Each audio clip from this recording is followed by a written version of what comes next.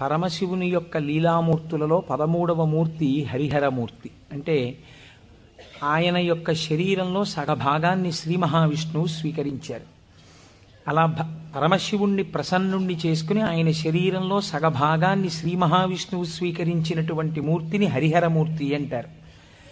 నువ్వు ఎటువంటి భక్తితో ఎటువంటి ఉపాసన చేసి శంకరుని యొక్క శరీరంలో అర్ధభాగాన్ని పొందావో ఆ ఉపాయాన్ని నాకు చెప్పవలసినది అని పార్వతీదేవి నారాయణుణ్ణి ప్రార్థన చేస్తే శ్రీమన్నారాయణుడు పార్వతీదేవికి ఉపదేశం చేసినటువంటి స్తోత్రమే శివాష్టోత్తర శతనామ స్తోత్రం. ఈ శివాష్టోత్తర శతనామ స్తోత్రాన్ని ఆధారం చేసుకుని పార్వతీదేవి శంకరుడి యొక్క శరీరంలో అర్ధభాగాన్ని పొందింది. అది 14వ స్వరూపం. దాన్ని అర్ధనారీశ్వర స్వరూపము అని పిలుస్తారు. మనకి కూడా కావలసింది మనుష్య జన్మ యొక్క పరమ ప్రయోజనం భగవంతుడితో ఐక్యమే కనుక శివాష్టోత్తర శతనామ స్తోత్రాన్ని ప్రదోష వేళలో చదవడం మనకి ఇహమునందు సమస్తమైన కోర్కెలని తీరుస్తుంది, పారలౌకిక సుఖమును భగవంతుని యొక్క అనుగ్రహాన్ని మన యందు ప్రసరింపచేస్తుంది. నిన్నటి రోజున శివనామం గురించి మీతో కొంత నేను ప్రస్తావన చేసి ఉన్నాను. శివో మహేశ్వర అని పిలుస్తారు. ఈ మహేశ్వర అనబడేటటువంటి నామం చిత్రమైనటువంటి నామం. మనకి మంత్రపుష్పం చెప్పినప్పుడు ఒక మాట చెప్తుంటాం, ఈశాన సర్వ విద్యానాం ఈశ్వర సర్వభూతానాం బ్రహ్మాధిపతిర్బ్రహ్మణోధిపతిర్బ్రహ్మ శివో మే అస్తు సదాశివోం అని. సర్వమంగళములకు కారణమైనటువంటి వాడు, సర్వ జగన్నియామకుడు, సృష్టి స్థితి లయలు చేసేటటువంటి వాడు, తానొక్కడే అయి ఉండి కానీ సృష్టి చేసినప్పుడు ఒకడిగా, స్థితికారకుడిగా ఉన్నప్పుడు ఒకడిగా, లయకారకుడిగా ఉన్నప్పుడు ఒకడిగా, మూడుగా కనపడుతూ ఆయన యొక్క అనుగ్రహము చేత జ్ఞానము కలిగినప్పుడు అవి మూడు కావు ఒక్కటే అన్న జ్ఞానము ఎవరి నుంచి ప్రసరిస్తుందో ఆయన మహేశ్వరుడు. ఆయనే మూడుగా కనపడేటటువంటి ఒక్కటి. అందుకే పోతన గారు భాగవతంలో ఒక చోట ఒక మాట అంటారు, మూడు మూర్తులకును మూడు రూపములకు మూడు కాలములకు మూలమగుచు భేదమగుచు తుతి కభేదమయ్యొప్పారు బ్రహ్మమనగ నీవే పాలనయన అని పిలుస్తారు. మూడు రూపములకు మనకి సృష్టి స్థితి లయ అని మూడు మాటలు వాడుతుంటాం. సృష్టి అంటే పూర్వం లేనటువంటి దాన్ని మన కంటికి కనపడేటట్టుగా ఒక కొత్త వస్తువు తయారగుట, ఒక కొత్త ప్రాణి ఆవిర్భవించుట, దానికి సృష్టి కార్యము అంటారు. స్థితి అంటే వచ్చినటువంటి పదార్థము కొంతకాలం అలా క్షేమంగా ఉండుట. లయము అంటే ఎక్కడి నుంచి వచ్చిందో అక్కడికి వెళ్ళిపోవుట. అయితే చాలామందికి ఒక తప్పు అభిప్రాయం ఉంటుంది. రుద్రుడు లేదా శివుడు అనేటప్పటికీ ఆయన సంహారకర్త, అనగా చంపేస్తాడు బాబోయ్. శంకరుణ్ణి ప్రార్థన చేస్తే ఆయన లయకారకుడు కదండి, చంపేస్తాడంటారు. కాదు, అన్ని వేళలా లయము అన్న శబ్దానికి అర్థం కేవలం చంపేయడం కాదు. ఆయన చాలా ఉదారుడై ఉంటాడు. మీకు నేను కొన్ని ఉదాహరణలు చూపిస్తాను. మనకి లయమునందు స్వల్పకాలిక లయము అని ఒక మాట ఉంది. స్వల్పకాలిక లయం అంటే ఏమిటో తెలుసా అండి? నేను ఆఫీస్కి వెళ్ళాననుకోండి, నా ప్రయోజనం ఏమిటి? ఆఫీస్కి వెళ్ళడం దేని గురించి అంటే నా ఇంట్లో ఉన్న భార్యాబిడ్డలు క్షేమంగా సంతోషంగా ఆనందంగా ఉండేటట్టుగా వాళ్ళకి కావలసినటువంటి ద్రవ్యమును సంపాదించడానికి ఆఫీస్కి వెడతాను. ఆఫీస్ ఎంత బాగున్నా నేను ఆఫీస్లో ఉండిపోను. ఆఫీస్కి వెళ్ళడం ఎందుకంటే ఇంటికి వచ్చేయడానికి తప్ప. ఆఫీస్కి వెళ్ళి ఆఫీస్లో ఉండిపోవడానికి ఆఫీస్కి ఎవరు వెళ్ళరు, ఇంటికి వచ్చేస్తారు. ఇంటికి వచ్చేస్తే అమ్మయ్యా ప్రాణం హాయిగా ఉందంటారు. మీరు చూడండి, తీర్థయాత్రలకు వెళ్ళిన వాళ్ళు ఓ మాట అంటుంటారు, ఓ 10 రోజులో 15 రోజులో యాత్రకు వెళ్ళినప్పుడు బాగుంటుంది. యాత్రకు వెళ్ళి రాగానే మొదట వచ్చే మాట ఏమిటంటే, భార్య భోజనం పెట్టగానే ఇంట్లో చారు అన్నం అయినా ఎంత సుఖంగా ఉందోనే అంటాడు. తన ఇల్లు అనేటప్పటికీ ఒక తృప్తి. అలాగే మీ యొక్క స్వస్వరూపమునందు మీరు నిలబడినప్పుడు సుఖదుఖములనేటటువంటివి లేకుండా పరమ ప్రశాంతమైన స్థితిలో మీరు ఉంటారు. మీ స్థితి అసలు ఏమిటి? ఆనందకరమైనటువంటి స్థితి. మరి దుఃఖం ఎందుకు వస్తుంది? మనస్సు యొక్క సంకల్ప వికల్పముల వలన దుఃఖం వస్తుంది. ఆ మనస్సు సుషుప్తిలో ఆత్మలోకి చేరిపోయింది అనుకోండి, ఏమీ తెలియని స్థితిలో, అది అజ్ఞానం అంటే మనం తెలుసుకోలేం. కానీ మీరు బాగా గాఢ నిద్ర పట్టినప్పుడు ఎలా ఉంది అన్నారనుకోండి, ఎవ్వడూ కూడా ఎంత దుఃఖంగా ఉందోనండి, అంత గాఢ నిద్ర పట్టింది, ఎంత ఏడుపు వచ్చిందో ఆ గాఢ నిద్రలో అన్నవాడు మీకు ప్రపంచంలో ఉండడు. బా ఎంత హాయిగా నిద్ర పట్టిందో అంటాడు. ఏమిటా హాయి? మనస్సు లేకపోవడమే హాయి. మనస్సు ఆత్మలోకి వెళ్ళిపోయింది. అలా వెళ్ళిపోయి ఆత్మగా ఉండిపోతే ఎంత సంతోషమో, ఎంత హాయో, ఎంత ఆనందమో. ఈ బాహ్యమును గురించినటువంటి ఎరుక అంతా ఆగిపోతుంది. ఆగిపోయినప్పుడు గొప్ప ఆనందాన్ని పొందుతాడు. ఇలా ఆనందాన్ని పొందినటువంటి స్వరూపము ఏది ఉన్నదో ఆ ఆనందమే శంకరుడు, ఆ ఆనందమే పరమశివుడు. ఆయన ఈ నిద్ర పోయినప్పుడు దీనిని స్వల్పకాలిక లయము అని పిలుస్తారు. నిద్ర పట్టలేదనుకోండి, అంతకన్నా భయంకరమైన స్థితి ప్రపంచంలో ఇంకోటి ఉండదు, అంతకన్నా దుఃఖం కూడా ఇంకోటి ఉండదు. ఒక్కరోజు రాత్రి 1 గంట వరకు నిద్ర పట్టలేదనుకోండి, పిచ్చెక్కినట్టు ఉంటుంది, ఏం చెయ్యాలో అర్థం కాక. ఏదో అలవాటు ఉన్నవాడైతే పుస్తకం తీసుకాసేపు చదువుకుంటే వేరు మాట అనుకోండి. నిద్ర ఎవరు ఇస్తున్నారు? నిద్రని భగవంతుడు మీరు అర్థించకుండా, మీరు ఏ ప్రయత్నమూ చెయ్యకుండా తిరిగి తిరిగి తిరిగి తిరిగి విషయ సుఖాలలో మీరు మగ్నమై ఇంద్రియములన్నీ అలిసిపోయి మనస్సు అలిసిపోతే ఈ శరీరాన్ని తీసుకెళ్ళి ఓ మంచం మీదో, పరుపు మీదో, నేల మీదో, చాప మీదో, బొంత మీదో పడుకోబెట్టేస్తే ఆయన చక్కగా ఇంద్రియాల్లో ఉన్న శక్తిని అంతటినీ తీసి మనస్సులో పెట్టేస్తాడు. కళ్ళల్లో ఉన్న శక్తి వెనక్కి తీసి మనస్సులో పెడతాడు. కళ్ళు తెరిచి ఉంటాయి కానీ చూడడు. ఒక్కొక్కడు కళ్ళు తెరిచి నిద్రపోతాడు, లేకపోతే సగం తెరిచి నిద్రపోతాడు, కానీ ఏం చూడలేడు. ఎందుకంటే శక్తి వెనక్కి వెళ్ళిపోయింది. చెవు దగ్గరికి వెళ్ళి మాట్లాడినా వినపడదు. ఎందుచేత? ఆ చెవికి వినపడే శక్తి మనస్సులోకి వెళ్ళిపోయింది. ఇంద్రియాలలో ఉన్న శక్తి మనస్సులోకి, మనస్సు ఆత్మలోకి వెళ్ళిపోతుంది. ఈ గాఢమైనటువంటి సుషుప్తి అనబడేటటువంటి నిద్రలో ఈశ్వరుడు మనకు ఒక గొప్ప ప్రయోజనాన్ని చేకూరుస్తాడు. దీన్నే స్వల్పకాలిక లయము అంటారు. మనం ఛార్జింగ్ లైట్ని కరెంటుతో ఛార్జ్ చేసినట్టు ఈ మనస్సు ఇంద్రియముల యొక్క శక్తి తీసుకుని ఆత్మలోకి వెళ్ళి కూర్చుంటుంది. కూర్చున్నప్పుడు ఈ ఆత్మ మళ్ళీ మనస్సుకి ఇంద్రియములకు కావలసినటువంటి బలాన్ని ఇస్తుంది.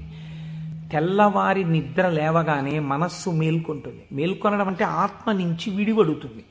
అసలు యథార్థమునకు సృష్టి, స్థితి, లయ అన్నవి ఎక్కడ దర్శనం చేయాలో తెలుసా అండి? మీరు ఇక్కడే దర్శనం చెయ్యాలి. అది మహేశ్వర స్వరూప దర్శనం అవుతుంది. మీకు ఎలా దర్శనం చెయ్యాలి? మీకు నిద్ర లేవగానే మొట్టమొదటి ఆలోచన అయితే వచ్చిందో దానికి మీరు సాక్షిగా ఉన్నారనుకోండి. తెలివి రాగానే నాకు మొదట ఏం ఆలోచన వచ్చింది అంటే ఆలోచన మనస్సు యొక్క స్వరూపం.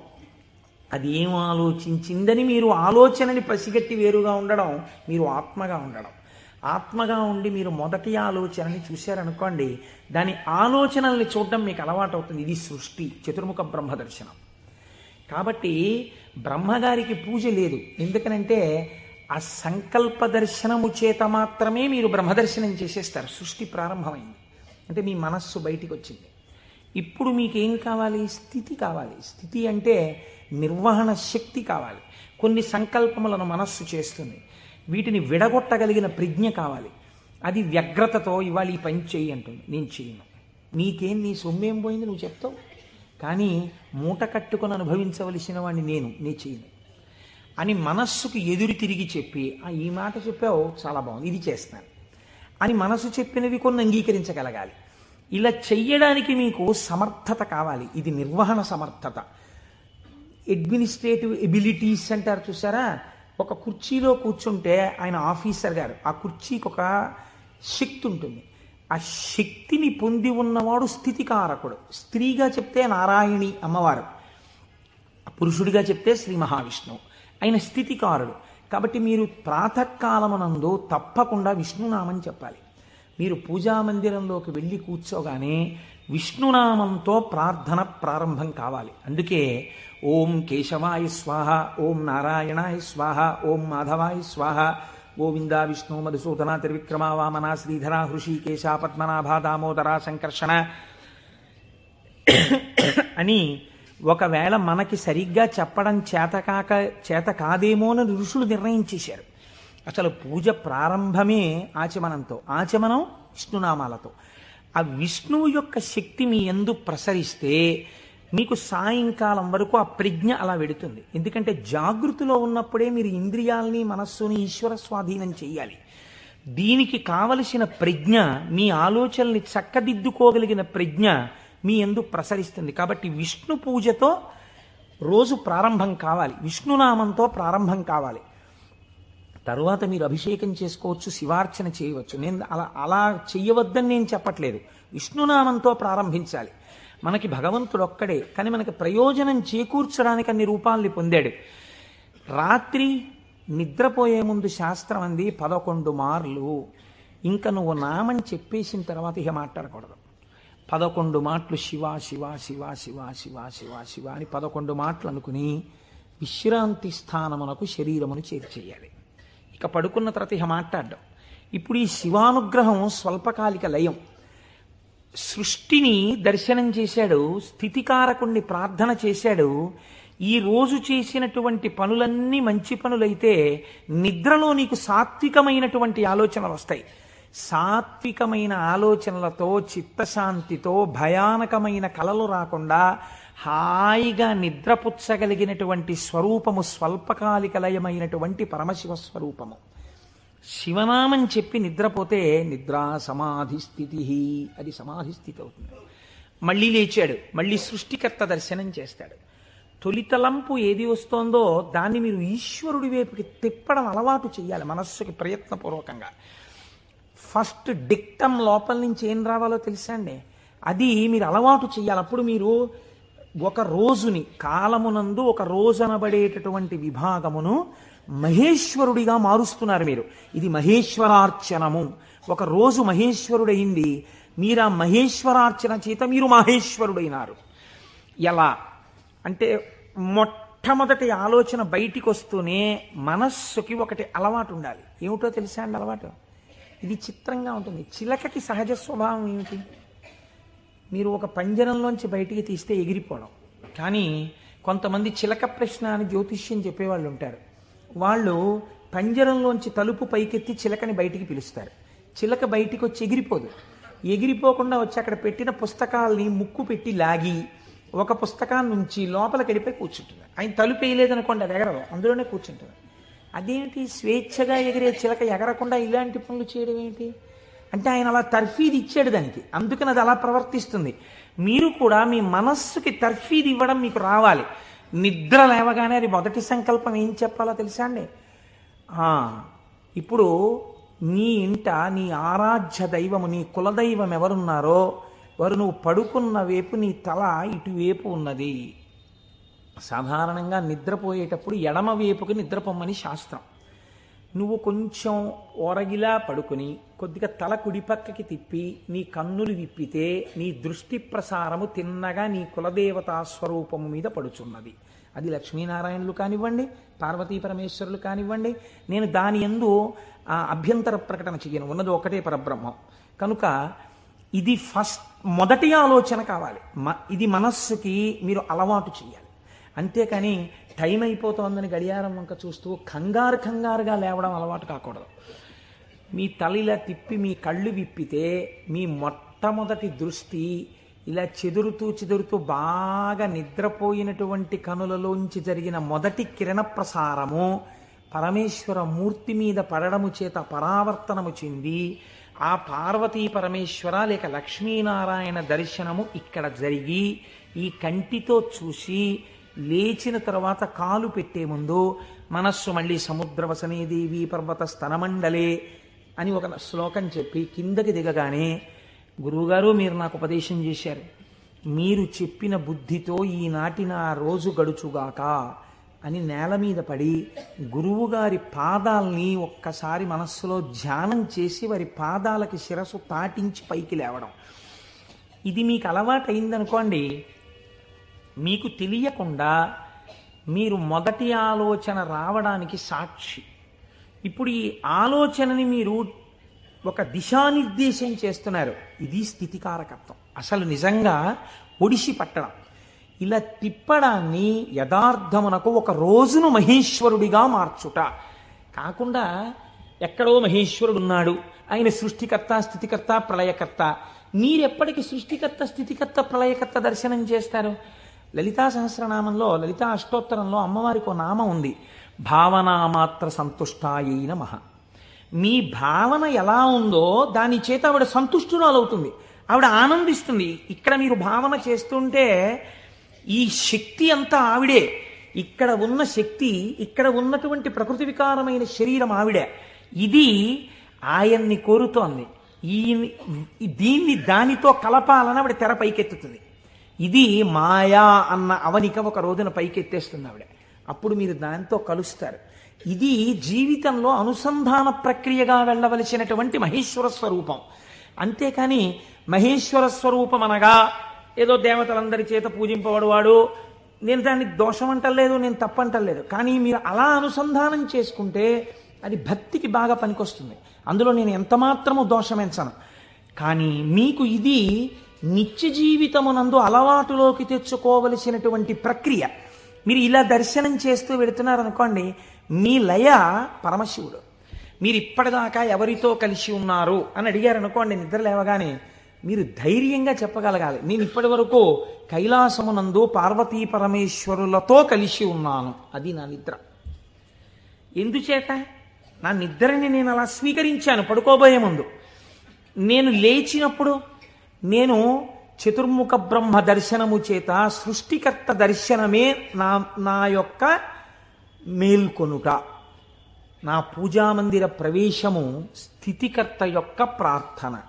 నా నిన్నటి రోజు సృష్టికర్త, స్థితికర్త, ప్రళయకర్తల యొక్క సమాహారము, మహేశ్వర స్వరూపముగా నా చేత ఉపాసన చేయబడిన కాలము. కనుక నేనెవరినయ్యాను? మహేశ్వరోపాసన చేత నేను ఒక మహేశ్వరుడనైనాను. ఇది మీ జీవితమునందు రావలసిన ప్రక్రియ. ఇలా చెయ్యగా చెయ్యగా చెయ్యగా చెయ్యగా భ్రమరకీటక న్యాయంలో ఒకనాడు మీరు ఆ స్వరూపాన్ని పొందుతారు.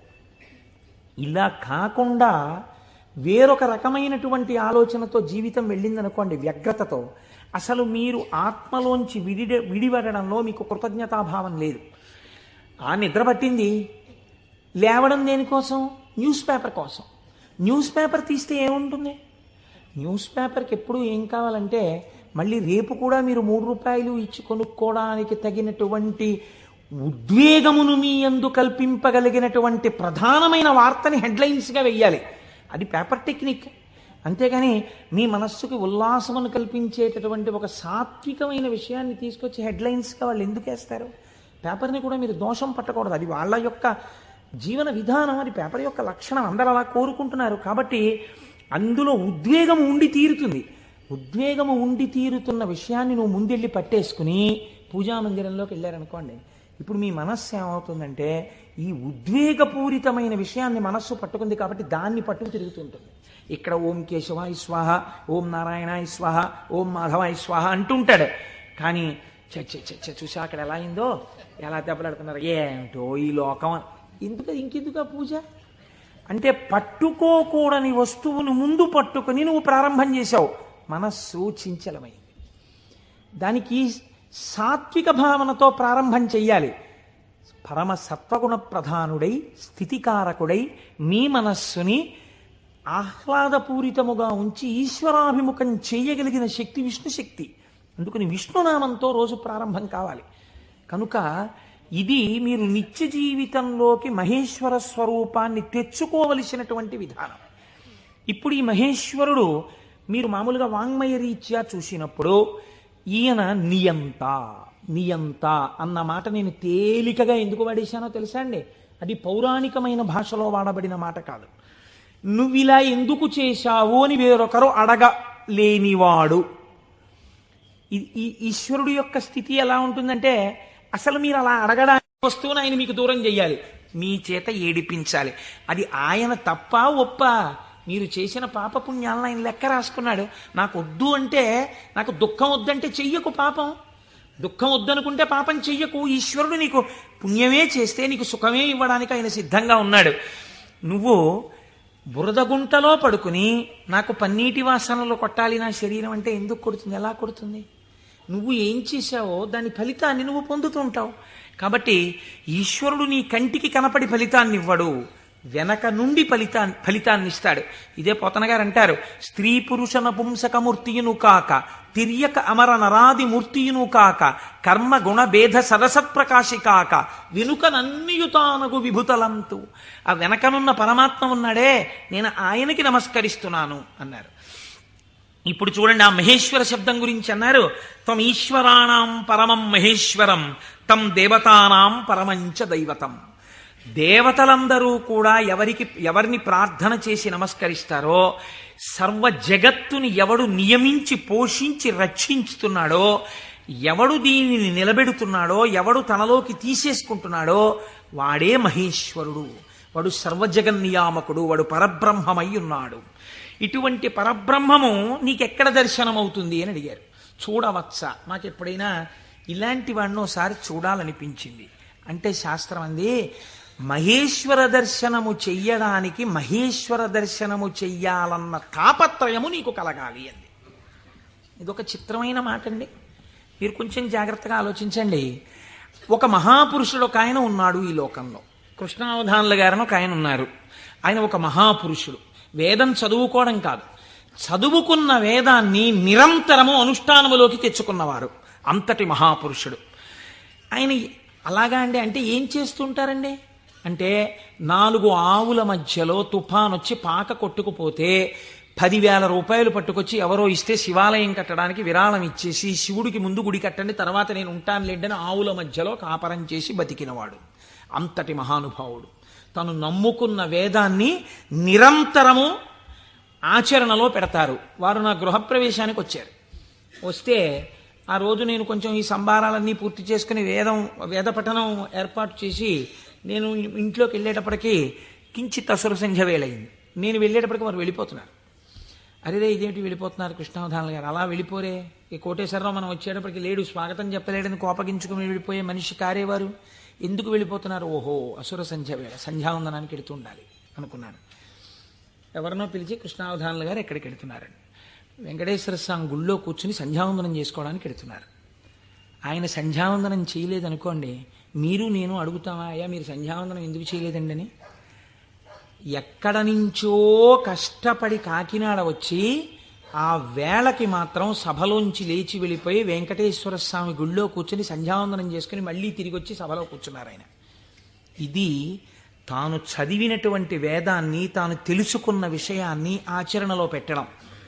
దీనిని శ్రద్ధ అంటుంది శాస్త్రం. నీకు చెప్పడం కాదు, నీకు అనుష్ఠాన పర్యంతమునందున్నదా, దీనికి ఎవడో చూస్తాడని కాదు, ఈశ్వరుడు సర్వసాక్షి చూస్తున్నాడన్న బెరుకు నీకుంటే ఒకడు చూసి మెచ్చుకోవాలని నువ్వు చెయ్యవు. చెయ్యడం నీ విధి అని నువ్వు చేస్తావు. ఇప్పుడు నువ్వు అటువంటి మహాపురుషుడు ఒకడు ఉన్నాడు, నువ్వు తెలుసుకున్నావు. ఇప్పుడు మీ మనస్సు ఏమవుతుంది? ఎప్పుడైనా కృష్ణావధానుల గారిని చూద్దామనిపిస్తుంది కదండి. ఇప్పుడు రేపు సుబ్రహ్మణ్యేశ్వర స్వామి వారికి మనం ఇక్కడ ఉత్సవం చేయబోతున్నాం. ఆ సుబ్రహ్మణ్యేశ్వర స్వామి వారికి ఉత్సవం చేసిన రోజున కారు దిగి నడవలేక శిష్యులు పట్టుకుంటే కృష్ణావధానులు గారు వచ్చి ఇక్కడ కుర్చీలో కూర్చున్నారు అనుకోండి, మీ ప్రయత్నం లేకుండా వారు కోటీశ్వరుడని కాదు, వారు పెద్ద ఆఫీసర్ అని కాదు, మోకాళ్ల మీదకి పంచె కట్టుకుని లాల్చీ కూడా వేసుకోకుండా ఓ ఉత్తరీయం కప్పుకుని గుండు చేయించుకుని పిలక పెట్టుకుని 3 విభూతి రేఖలు పెట్టుకుని బొట్టు పెట్టుకుని సరిగ్గా కనపడక కళ్ళు చిప్పిలించి చూస్తున్న కృష్ణావధానులు గారు అడుగు తీసి అడుగేస్తుంటే మీ అందరి చేతులు ఇలా అంటాయి. ఎందుకంటాయి? ఆయన ఒక మహాత్ముడన్న ఎరుక మీకు కలిగింది. ఈ ఎరుక లేకుండా మీరు దర్శనాన్ని వాంఛిస్తారా? మీరు ఒకసారి ఈ శివమహాపురాణాన్ని వినడం అంటే ఒక కథ కింద వినే ప్రయత్నం మీరు చేయకండి. అది మీ జీవితాన్ని అభ్యున్నతి మార్గంలోకి తీసుకెళ్ళదు. దాన్ని మీ నిత్య జీవితంలో మీకు ఎలా ఉపయోగపడుతుందో మీరు ఆలోచించండి. పరమాచార్య స్వామి ఎక్కడ మాట్లాడినా ఎప్పుడు మాట్లాడినా అలాగే మాట్లాడేవారు. ఎప్పటి కథల కిందో వారు మాట్లాడేవారు కాదు, ఇప్పుడు నీకు ఎలా పనికి వస్తుందో వారు మాట్లాడేవారు. అది ఒక సద్గురువుకు ఉండవలసిన లక్షణం. అందుకే నడిచే దేవుడు అయ్యారు మహానుభావుడు. కాబట్టి చూడండి, ఇప్పుడు మీకు కృష్ణావధానులు గారు అంటే తెలిసింది, వారిని చూడాలి అనిపిస్తుంది. ఉదాహరణకి వారు రాలేదనుకోండి సుబ్రహ్మణ్యోత్సవానికి, ఎందుచేతంటే వారి శరీరం చాలా డస్సిపోయింది, పెద్దవారు అయిపోయారు. కానీ మీరేమంటారు? కృష్ణావధానులు గారు ఎక్కడ ఉంటారంటే ఒకసారి వెళ్ళి మేము దర్శనం చేసుకొస్తామంటారు. అమ్మ ఈ టైంలో వెళ్ళండి, ఈ టైం కాకుండా వెళ్ళకండి, వారికి ఇబ్బంది, పెద్దవారు అయిపోయారు, ఈ సమయంలో వెళ్ళండి దర్శనం ఇస్తారు. మీరేం చేస్తారు? ఇంత డబ్బు పాడు చేస్తున్నాం, పోతే పోయింది, కారు ఎక్కివో 500 పెట్టుకుని వెళ్ళొద్దాం అని ఒక ఆదివారం నాడు పొద్దున అలా కృష్ణావధానుల గారి దగ్గరికి వెళ్ళి వచ్చిన వాళ్ళు ఎంతమందో నాకు తెలుసు. కారు వేసుకుని వెళ్ళి ఓ అరడజన అరటిపళ్ళు ఏవో ఇచ్చి ఒక్కసారి ఆయన్ని చూడగానే, ఇప్పుడు మీకు ఆయన గురించి ఆయన ఏం చెప్పుకోరుగా, కానీ మీరు ఆయన్ని చూస్తుంటే, ఆయన కూర్చుంటే, మీరు ఎక్కడి నుంచి వచ్చారమ్మా అని అడుగుతుంటే, ఆయన ఏదో 4 శ్లోకాలు చెప్తుంటే, ఆ గొంతు తడబడిపోతుంటే, పెద్దవారైపోయి వారు మాట్లాడుతుంటే మీ మనసు ఆర్ద్రమైపోతుంది. మీకు తెలియకుండా మీ కన్నుల వెంట నీళ్లు కారుతాయి. అబ్బా ఏం మహాపురుషుడు, ఏం మహాపురుషుడని పటికి బెల్లం తినేసిన నోరు తీపిగా ఉన్నట్టు మళ్ళీ కారెక్కి వచ్చేస్తారు ఇంటికి. ఎందుకు వెళ్ళారు ఆ ఊరు 500 కారు చేయించుకుని? మీకు తెలిసింది కాబట్టి కృష్ణావధానుల గారంటే, కాబట్టి కదా మీరు దర్శనం చేశారు. మహేశ్వరుడు అంటే సృష్టికర్త, స్థితికర్త, ప్రళయకర్త అని నేను ఒక మాట చెప్పాను అనుకోండి, అది మీకు ఏం ఉపయోగపడుతుందని నేను ప్రశ్న వేస్తున్నాను. మీరు ఆలోచించండి. నేను ఈ మాట అన్నాను, అనుసంధానం మీరు కాలగతంలో ఒక రోజులోకి తెచ్చుకోండి, మీకు మహేశ్వర దర్శనం కలుగుతోంది అన్నాను. అది మీకు ఉపయుక్తం.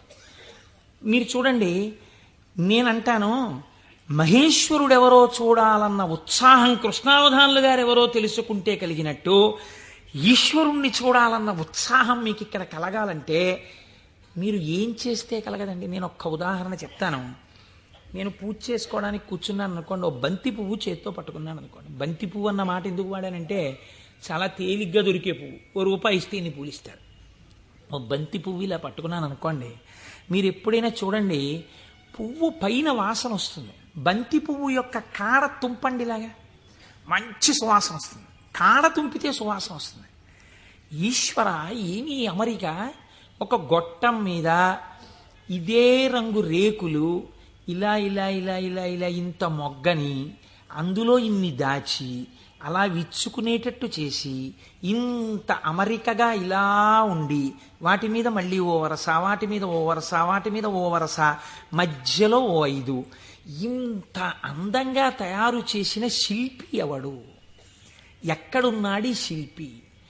ఈ పువ్వు నేను పూజామందిరంలో భగవంతుడి పాదముల దగ్గర వేసి రేపిలా తీస్తే కాడ పట్టుకుంటే ముందు రోజు పైకి లేచిన పువ్వు ఇవాళ కాడ పట్టుకుంటే ఇలా ఒరిగిపోయింది. ఈశ్వరుడి పాదాల మీద ఒరిగిపోవడం ఓ రోజంతా ఉండి నేర్చేసుకుని ఒరిగిపోతుంది. ఇప్పుడు అంత గుబాళింపు లేదు, అంత వాసన లేదు, ఆ రేకులన్నీ ఇలా ఒరిగిపోతున్నాయి. ఇంకొంచెం ముట్టుకుంటే దుర్గంధం వచ్చి చెమాయింపు వచ్చింది. ఎవరసలు దీన్ని ఇలా ఆ బంతి మొక్కలోంచి దీన్ని తెచ్చినవాడు, ఇంత విచ్చుకునేట్టు చేసినవాడు, ఇది ఇలా ఒడిలిపోయేట్టు చేసినవాడు ఎక్కడున్నాడు అని మీకు అనుమానం వచ్చింది అనుకోండి, అప్పుడు మీ పూజ ఆర్తితో ఉంటుంది. వాడే అటువంటి వాడై ఉన్నాడు, వాడు ఈ జగత్తునంతటినీ ఇలాగే సృష్టించి నిర్వహించి లయింపచేస్తున్నాడు, వాడే నా ఆరాధ్య దైవం అడిగో పూజామందిరంలో అని మీరు ఓం నిధనపతయే నమః అని పువ్వేయండి. రమించిపోయింది మీ హృదయం. ఇది మహేశ్వర దర్శనము. కాబట్టి ఇప్పుడు ఈ ఉత్సుకత, చూడాలి చూడాలి చూడాలి ఈశ్వరుణ్ణి అన్న తాపత్రయం మీరు సృష్టి స్థితి లయానుసంధానము నిరంతర ప్రక్రియగా చెయ్యడంలో ఉంటుంది. ఈ చెయ్యడంగా ఉంటే ఈశ్వరుడు ఎవడు? ఇప్పుడు మీరు తెలుసుకున్నారనుకోండి మహేశ్వరుడు ఏం చేస్తుంటాడో, ఇది తెలుసుకోవడం వల్ల మీకు ఆనందం కలుగుతుంది. ఇప్పుడు ఆయన సర్వజ్ఞత, తృప్తి, అనాదిబోధ, స్వతంత్రత, నిత్యమలుప్త శక్తి, అనంత శక్తిశ్చ విభోర్విధిజ్ఞా షడాహురంగాని మహేశ్వరస్య అంది శాస్త్రం. ఆయన సర్వజ్ఞత. నేను ఇక్కడ కూర్చుని అనుకోండి, నేను ఈ సభలో జరుగుతున్న విషయాన్ని పసిగట్టగలను. అసలు అది కూడా ఒక్కొక్కసారి జరగదు. ఎందుచేత అంటే నేను ఒక్కొక్కసారి అడిగినటువంటి ప్రశ్న కొంతమందికి ఈయన నిజంగానే అడుగుతున్నాడా అనిపించవచ్చు. ఎందుచేత అంటే మీరు నిన్నను కోటేశ్వరారు నిన్న ఉపన్యాసానికి వచ్చాను, నిన్న మీరు వచ్చారా అంటే అదేమిటి మీ ఎదురుగుండానే కదండి కూర్చున్నాం అంటారు. నాకు స్ఫురణలోకి వెళ్ళదు. ఎందుకు వెళ్ళదు అంటే నేను ఒక విషయాన్ని ప్రతిపాదన చేస్తున్నప్పుడు నా మనస్సు అసలు ఆ విషయం మీద రమిస్తే కదా అది వాక్కులుగా బయటికి వచ్చేది. నా మనసే రమించలేదనుకోండి, నా మనస్సు లోపల దర్శనం చేయట్లేదనుకోండి, మీకు వాక్కులుగా ఎలా వస్తుంది నా నోటి నుంచి? నా మనస్సు అక్కడ ఉండిపోయినప్పుడు నా కన్నులు ఇలా తిరిగినా ఏవో కళ్ళంలోంచి మనసులో కెడతాయి, కానీ ఇవన్నింటినీ మనసు పట్టుకుంటోందని మీరు అనుకుంటున్నారా? పట్టుకోవట్లేదు. ఎందుకనంటే ఆ మనసు వేరొక వస్తువును పట్టుకుని ఉంది. దానికోసం ఉపన్యాసం చెప్పడం, ఇంకో ప్రయోజనం కోసం కాదు. ఇలా కూర్చుంటే కాసేపు పట్టుకుంటుంది ఆ వస్తువునని. కాబట్టి ఇప్పుడు అది పట్టుకుని ఉంది, కాబట్టి ఇది పట్టుకోదు, ఇది వదిలిపెట్టేసింది. కాబట్టి కన్ను చూసినా మనస్సు పట్టుకోకుండా వదిలిపెడుతోంది. అలా మీకు నా యొక్క సర్వజ్ఞత యందు ఒక పరిధి ఉంది. నేను ఇక్కడే ఉన్నా నాకు కొన్ని తెలియవు. ఈశ్వరుడు అలా కాదు. మహేశ్వరుడంటే సమస్త ప్రాణుల యొక్క హృదయగతమైన అభిప్రాయములను కూడా తెలుసుకోగలడు. మీరు బాగా గుర్తుపెట్టుకోండి. మీరు చేస్తున్న పూజని చూసి నేను పూజ చేసుకుంటున్నాను అనుకోండి, ఉదాహరణ, వేరొకరి మీద ఎందుకు పెట్టాలి? నేను పరమ డాంబికంగా ఇన్ని పువ్వులు పెట్టుకుని ఓం నిధనపతయే నమః, ఓం నిధనపతాంతికాయ నమః, ఓం ఊర్ధ్వాయ నమః, ఓం ఊర్ధ్వలింగాయ నమః అన్న పూజామందిరంలో కూర్చుని పుష్పార్చన చేస్తున్నాను అనుకోండి. మీరు కోటేశ్వరరావు గారు ఉన్నారా అండి అని హాల్లోకి వచ్చి కూర్చున్నారనుకోండి. ఆహాహా, ఏం పూజ చేస్తున్నాడండి కోటేశ్వరరావు, నిజంగా ఏమి ఉచ్చారణ, ఏమి నామాలు చెప్తున్నాడు అని మీరు ఇక్కడ గబగబా సోఫాలో కూర్చున్న వారి కింద కూర్చుని కళ్ళు మూసేసుకుని, ఇప్పుడు ఆయన ఇలా పువ్వులు వేస్తుంటారు, ఇలా నామం చెప్తుంటారని మీకు ఆ నామాలు రాకపోయినా మనస్సులో ఇలా ఇలా మీ చెయ్యి అంటూ మీరు పువ్వులు వేసేస్తూ మీరు కూర్చున్నారు. అక్కడ పూజ చేస్తున్న నేను నామాలు నోటితో చెప్తున్నాను, కానీ నా మనస్సు రేపు ఉదయం నేను పెళ్లికి వెళ్ళాలి, ఈ పెళ్లికి వెళ్ళినప్పుడు మనం 10ంటికి ఆఫీస్కి వెళ్ళిపోగలమా, లేకపోతే 1 గంట పర్మిషన్ పెట్టి 11 గంటలకు వెళ్ళిపోగలమా, ఒకవేళ వాళ్ళు భోజనానికి ఉండిపోమ్మంటే దీన్ని వంట చేయమని చెప్పడమా, అక్కర్లేదులే భోజనానికి ఎడదామందామా, భోజనానికి ఎడదామంటే ఇది మీరు వచ్చి నన్ను తీసుకెడతారా ఆఫీస్కి అయితే అంటుందేమో. ఇప్పుడు ఎక్కడున్నాను నేను వాళ్ళ ఇంట్లో పెట్టే భోజనం దగ్గర ఉన్నాను. పైకి ఏం చేస్తున్నాను? ఓం నిధనపతయే నమః, ఓం నిధనపతాంతికాయ నమః. నా పూజ వింటున్నవాడు, హాల్లో కూర్చున్నవాడు ఏం చేస్తున్నాడు? ఆయన కోటేశ్వరారు ఎంత బాగా పూజ చేసుకుంటున్నారో అని తను వచ్చిన పని మర్చిపోయి తను రమించిపోయి ఇక్కడ ఈశ్వరుణ్ణి చూస్తూ ఆయన పాదాల మీద బొడ్డు మల్లెలు వేసేస్తున్నాడు. ఇప్పుడు పూజ చేసిన ఫలితం ఈశ్వరుడు ఎవరికి వేస్తాడో తెలుసా అండి? హాల్లో కూర్చుని ఆయనకి వేస్తాడు. కోటేశ్వరరావుకి ఏం వేస్తాడో తెలుసా అండి? ఆయన పూజ చేసుకునేటట్టుగా గట్టిగా నామాలు చెప్పిన ఫలితం వేస్తాడు. చూసారా? ఇది సర్వజ్ఞత. ఇది మీకు దొరకదు. మీరేమంటారు? నేను బయటకు వస్తే కోటేశ్వరరావు పూజ చేసుకున్నారంటారు. హృదయగతమైన అభిప్రాయమును పట్టగలిగిన వాడు. అందుకే శివానందలహరిలో శంకరాచార్యుల వారు మాట అన్నారు, వటుర్వా గేహీవా ఇతిరపి జటీవా తదితరో నరోవా యక్కశ్చిద్భవతు భవకింతేన భవతి యదీయం హృత్పద్మం యది భవతధీనం పశుపతేహే తదీయస్త్వం శంభో భవసి భవభారంచ వహసి. నువ్వు వటువా మాకు చెప్పకు. నేను ఉపనయనం చేసుకున్న వటువునండి, ఏం కావాలి మాకైతే? నువ్వు సంధ్యావందనం చేస్తావా, గాయత్రి చేస్తావా చెప్పు. గేహీవా, నేను గృహస్థాశ్రమంలో ఉన్నాను, అయితే ఎవరికి గొప్ప? గేహీవా యతిరపి జటీవా తదితరో, అబ్బో మిగిలిన ఆశ్రమాలు ఏవైతే కానివ్వండి, మాకేమిటి గొప్ప? ఇవి కాదు. నీ మనస్సుని ఈశ్వరుడి పాదముల మీద పెట్టడం నీకొచ్చా? నీకొస్తే చెప్పు. ఈశ్వరుడు నీ వెంట పరిగెడుతున్నాడు. నీ మనస్సు అక్కడ పెట్టడానికి నువ్వు చేస్తున్నటువంటి పరిశ్రమకు పూజ అని పేరు. నీకు అది అలవాటు అవ్వడానికి పూజ చేస్తున్నావు. నువ్వు అది అలవాటు అయిపోతే ఎక్కడున్నా పూజ చేయగలవు. అంటే దాని అర్థం పూజ మానేయమని కాదు. కాబట్టి హృదయగతాభిప్రాయమును పట్టగలిగినటువంటి వాడు. ఇది సర్వజ్ఞత, స్వతంత్రత. ఇవి రెండు ముడిపడి ఉంటాయి ఈశ్వరుడితోటి. అన్నీ చూస్తుంటాడు. ఏకకాలమునందు సమస్త చరాచర జగత్తులో ఉన్నటువంటి ప్రాణుల యొక్క హృదయాంతర్గత భావములను తాను చూస్తాడు. చూసి ఆ భావముల యొక్క పరిపుష్టి చేత మోక్షాన్ని కూడా అనుగ్రహించేస్తాడు. మీకు పైకి దొరకదు. మీకు ఒక్క నాటికి పైకి చూస్తే దొరకదు. నేను మీకు దీనికి ఒక ఉదాహరణ చెప్తాను. మనం ఇవి వినటం చేతనే పరమశివుడు ప్రసన్నుడవుతాడు. పెరియ పురాణం అని మనకి నాయనార్ల చరిత్ర చెప్తుంది. అందులో శాక్య నాయనార్ అని ఒక నాయనార్. ఆయనకి గొప్ప శివభక్తి తత్పరుడు. కానీ ఆయన ఉన్నటువంటి రోజులు ఎటువంటివంటే శివుడి గురించి మాట్లాడడం కానీ, శివ అన్న నామం చెప్పడం కానీ, శివార్చన చెయ్యడం కానీ కుదరనటువంటి భయంకరమైన పరిస్థితులలో ఆనాటి రోజులున్నాయి. లోపల పరమభక్తి, శివారాధన చెయ్యాలని. కాంచీపురంలో ఉండేవాడు మహానుభావుడు. శివలింగాన్ని ఒక దాన్ని తీసుకొచ్చి రోడ్డు మీద పెట్టారు ఆ రోజుల్లో.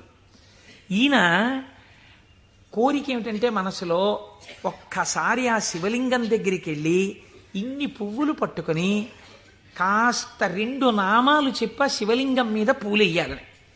ఆ రోజుల్లో పరిస్థితి ఏమిటంటే శివలింగం మీద పూలు ఎవడైనా వేశాడో, శివుడికి నమస్కరించాడో ప్రళయమే. కాబట్టి ఇప్పుడు ఎలా శివ పూజ చేయడం? ఆయన ఏమించుకున్నాడంటే మార్గం, శివార్చన చేయని వాడిలా పైకి కనపడాలి, లోపల శివార్చన చేస్తున్న కోరికకి తీరాలి. అందుకని ఆయన అటుగా వెడుతూ రోజు అన్నం తినే ముందు కళ్ళంబట నీళ్లు పెట్టుకుని, శివ నీ పూజ చెయ్యకుండా ఎలా తిననయ్యా అన్నమని ఆ రోడ్డు మీద ఉన్న శివలింగం దగ్గరికి వెళ్ళి, శివుడివా నువ్వు శివుడివా అనో రాయి తీయడం. ఇంత పెద్ద చామంతి పువ్వు నా చేత్తో పట్టుకున్నాను అనుకుని శివట నిలబడేసేవాడు.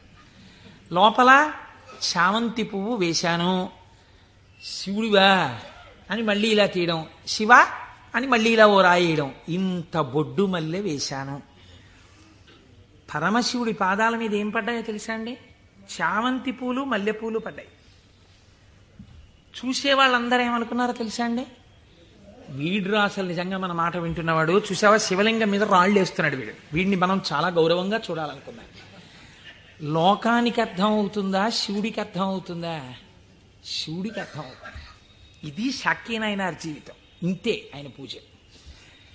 ఇది ఆర్తిలోంచి వచ్చిన పూజ. ఒకరోజు ఆయన అన్నం తినడానికి కూర్చున్నాడు, భార్య వడ్డించింది. వడ్డిస్తే అన్నం తినబోయాడు. శర్వహ అనో నామం జ్ఞాపకానికి వచ్చింది. ఈ అన్నం నాకు పెట్టినవాడు శంకరుడు, లోపలికెడితే జీర్ణం చేస్తున్నవాడు శంకరుడు, అగ్నిని ఆదేశించి అన్నాన్ని ఉడికేటట్టుగా నా ఇంట పాచకుణ్ణి చేసినవాడు శంకరుడు, నీటిగా ఈ అన్నం ఉడికేటట్టు కలిసినవాడు శంకరుడు. నేను శంకరుణ్ణి, నేను పశువు తిన్నట్టు ఈ అన్నం తినడానికి వచ్చాను. ఇవాళ శివలింగం మీద 4 పువ్వులు వేయడం మర్చిపోయానని అన్నపు పళ్ళెం దగ్గర లేచి భార్యకి చెప్పకుండా పరుగున శివలింగం దగ్గరికి వెళ్ళాడు. పూజ చేయకూడదు, పరిస్థితులు ఎలా ఉన్నాయి? నిలబడి 4 రాళ్ళు తీసి శివుడివా అని మళ్ళీ వేశాడు. వేస్తూ ఇంతకన్నా చెయ్యలేకపోతున్నానయా అని కన్నుల నీరు కార్చాడు. వెంటనే ఈశ్వరుడు ఆయనకి నటరాజమూర్తిగా సాక్షాత్కరించి తనలోకి కలిపేసుకున్నాడు. ఇప్పుడు మీరు చెప్పండి, శాక్యనాయనార్ జీవితంతో మీకేమర్థం అవుతోంది? మహేశ్వరుడన్న శబ్దం చేత మీ సంకల్పములను, మీ హృదయ శుద్ధిని, మీ చిత్తశుద్ధిని చూడగలిగినవాడు. ఇది ఆయన స్వతంత్రత. ఇప్పుడు మీరు బాహ్యంలో ఆయన లోపల చేసింది మీకు తెలియదు. అంటే శంకరుడి మీద రాళ్లు వేసినటువంటి వాడికి మోక్షం ఇచ్చినవాడు శంకరుడు అని మీరు సిద్ధాంతం చేశారనుకోండి, మీరు నేను అలా వేస్తే ప్రమాదాలు వస్తాయి. కాబట్టి లోపల ఏ భావనతో ఒక్క రాయి వేసినా దాన్ని భావనకి అనుగుణంగా తీసుకుని ఉద్ధరించి, చాలు పొంగిపోయాను రా నీ భక్తికని అన్నం విడిచిపెట్టి 4 రాళ్లతో పూజ చేసిన వాడికి మోక్షం ఇచ్చినవాడు. ఇలా చేస్తే మోక్షం ఇవ్వాలని ఏమైనా రూలుందా? అలా నియమాలు ఏమి ఉండవు. ఈశ్వరుడి స్వతంత్రత, ఆయన ఇయ్యగలడు. ఇది మహేశ్వర శబ్దము చేత ప్రతిపాదింపబడుతుంది. ఇది ఆయన శక్తికి లోపం ఉండదు. ఆయన ఇది చేశాడు కాబట్టి ఇంక ఇది చెయ్యలేడని మీరు చెప్పలేరు. ఆయన శక్తి క్షీణించిపోయిందండి, ఆయన అలిసిపోయాడండి, అలా ఏం ఉండదు. నిరంతర ఉత్సాహముతో ఉంటాడు. ఎప్పుడూ ఆయన శక్తి క్షీణించడం అన్నది ఉండదు. అటువంటి వాడెవడో సర్వజ్ఞత, తృప్తి అన్న మాట ఎప్పుడు వస్తుందండి? మీరు చూడండి, ఒక ఆయనకి పెద్ద బంగళా ఉంది, కానీ ఆయన ఎప్పుడు ఎక్కడ కూర్చుని ఉంటారంటే ఆ ఇంటి పెరట్లో ఓ చక్కటి పూల తోట ఉంది, అందులో ఆయన ఒక ఈజీ చైర్ వేసుకుని అందులో కూర్చుని ఉంటారు. ఎక్కువ మా దొరగారు ఎక్కువగా వేప చెట్టు కింద కూర్చుని ఉండేవారు. వేప చెట్టు కింద కూర్చుని దొరగారు ఉన్నారు కాబట్టి దొరగారు ఇంట్లో ఉండడానికి అవకాశం. ఐశ్వర్యవంతులు శిష్యులున్నారు. ఏమిటి ప్రారంధం? ఇన్ని కన్నాలతో ఉన్నటువంటి తువ్వాలతో ఎలా తుడుచుకుంటున్నారు? మీకు ఒక మంచి తువ్వాలే కొనివ్వలేమా అన్నారంటే ఆయన అన్నారు, ఎవరు చెప్పారు మీకు నా తువ్వాలు కన్నాలతో ఉందని? సహస్రాక్షుడే నా తువ్వాలు, ఇంద్రుణ్ణి తువ్వాలుగా తుడుచుకుంటున్నాను, అందుకే చూడండి దానికి 1000 కళ్ళుంటాయన్నారు. ఇది తృప్తి. తనకిది లేదన్న భావన ఉండదు. అంతా నాదే, నాది కాంతి ఏమిటన్న భావనతో బతుకుతారు పెద్దలు. కాబట్టి అటువంటి తృప్తి మహేశ్వరుడి సొత్తు. కాబట్టి ఇటువంటి స్వతంత్రత, ఇటువంటి శక్తి కలిగిన వాడు ఏదైనా చేయగలడు. ఇక్కడ మనకి ఒక అనుమానం వస్తుంది, ఏమన్నా అంతా బాగుంది కానీ మనందరికీ ఎందుకండి అలా కనపడదు? మరి మనందరికీ కూడా అలా తెలిసిపోయి హాయిగా భావన లోపల నాటుకుపోయింది అనుకోండి, ఇంకా మనందరం మీరు చెప్పేది ఏముంది, రేపు పొద్దున్న నుంచి మీరు కింద కూర్చోండి మేము అందరం చెప్తాం ఆ పతంజలి చెప్పినట్టు 1000 నాలుకలతోటి అంటే మరి ఎందుకు నిలబడదు? ఇది మీరు చాలా జాగ్రత్తగా కనిపెట్టవలసినటువంటి రహస్యం శాస్త్రంలో. మాయినంతు మహేశ్వరం, ఆయన మాయ ఆయనని చూడకుండా మిమ్మల్ని అడ్డగిస్తుంది. ఆ మాయ ఆయన అనుగ్రహం చేతనే తొలగుతుంది. మాయ అంటే ఉన్నదా లేనిదా? ఉన్నట్టు కనపడి లేనిది. అది చిత్రం. అది ఎవరిది? ఈశ్వరుడిదే. ఈశ్వరుడిదే అయిన మాయ ఈశ్వరుణ్ణి కనపడకుండా చేస్తుంది. ఏమిటండి మేము మాటలు అయోమయంగా ఉన్నాయి? నేను మీకు ఉదాహరణ చెప్తాను. మేఘం ఎవరి వలన వచ్చింది? సూర్యుడి వలనే వచ్చింది. సూర్యుడు సముద్రములో ఉన్నటువంటి నీటిని లాగాడు. నీటిని లాగితే నీటి ఆవిరిగా వచ్చి మేఘం ఏర్పడింది. ఈ మేఘం సూర్యుడికి అడ్డొచ్చింది. ఇప్పుడు సూర్యుడు కనపడ్డా? కనపడ్డ మేఘం అడ్డొచ్చేసింది. సూర్యుడి చేత తపింపబడిన సముద్ర జలములు ఆవిరిగా పీల్చబడితే మేఘమై సూర్యుడినే అడ్డినట్టు ఈశ్వరుడు యొక్క శక్తియే మాయగా పరిణమించి ఈశ్వరుడు కనబడకుండా చేస్తుంది. ఈ మాయ తొలగడం ఎవరి వల్ల తొలగుతుందో తెలుసా అండి? ఈశ్వర వాక్కు వలన, ఈశ్వర స్వరూపులైన గురువాక్యముల వలన. నిరంతర గురువాక్య శ్రవణమే మాయ తొలగుటకు సాధనము. అందుకే గురువు లేని విద్య గుడ్డి విద్య. ఆ గురువు అనుగ్రహం ఉంటే తప్ప మాయ తొలగదు.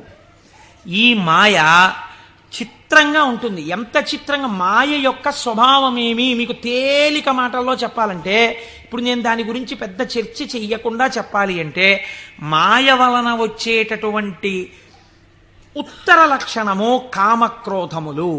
ఎందుచేత? వెంటనే ఈశ్వరుడితో ఉన్నటువంటి పట్టు విడిచిపెట్టేసుకుని తన యందు పెట్టేసుకుంటాడు. పెట్టేసుకుని ఈశ్వర దర్శనమాగి ఇదంతా నా ప్రజ్ఞ అంటాడు. అనగానే మాయ ఏర్పడిపోయిందనమాట. అంతే. ఏర్పడి కామక్రోధములతో కొట్టుమిట్టాడుతుంటాడు. మీరు ఒక్క విషయం, నేనిప్పుడు ఒక విషయాన్ని చెప్పబోయే ముందు నేనిప్పుడు శివమహాపురాణంలోంచి ఒక ఆఖ్యానాన్ని అనుసంధానం చేయబోతున్నాను. ఇది చెప్పబోయే ముందు నేను ఒక విషయం చెప్పకుండా మొదలు పెడితే ఒక ప్రమాదం ఏర్పడేటటువంటి అవకాశం ఉంది. ఒక 95 సంవత్సరాల వృద్ధుడు అలా వెళ్ళిపోతూ ఉపన్యాసం అయిపోయిన తర్వాత ఒక ఆటో కింద పడబోయారనుకోండి. చూసిన వాళ్ళు, అయ్యయ్యో తాతగారు అదేంటండి అలా ఆటో కనపడలేదా మీకు అంత లైట్ వేస్తే? అంటే బాబు కళ్ళు డాజిల్ అయిపోయాయా, కనపడలేదు, పడిపోయాను అన్నారు అనుకోండి. మీరు ఏంటంటారు? గబగబా ఎత్తి తీసుకొచ్చి పక్కన కూర్చోబెట్టి, తాతగారు ఏమైనా దెబ్బలు తగిలాయా అండి అని ఆటో పిలిచి మాట్లాడి వారిని వారి ఇంటికి పంపిస్తారు. నాలాంటి ఒక దుఃఖపోతూ ఇలా ఇలా అడ్డుపెట్టి ఆటో కింద పడ్డాడు అనుకోండి, మీరేమంటారు?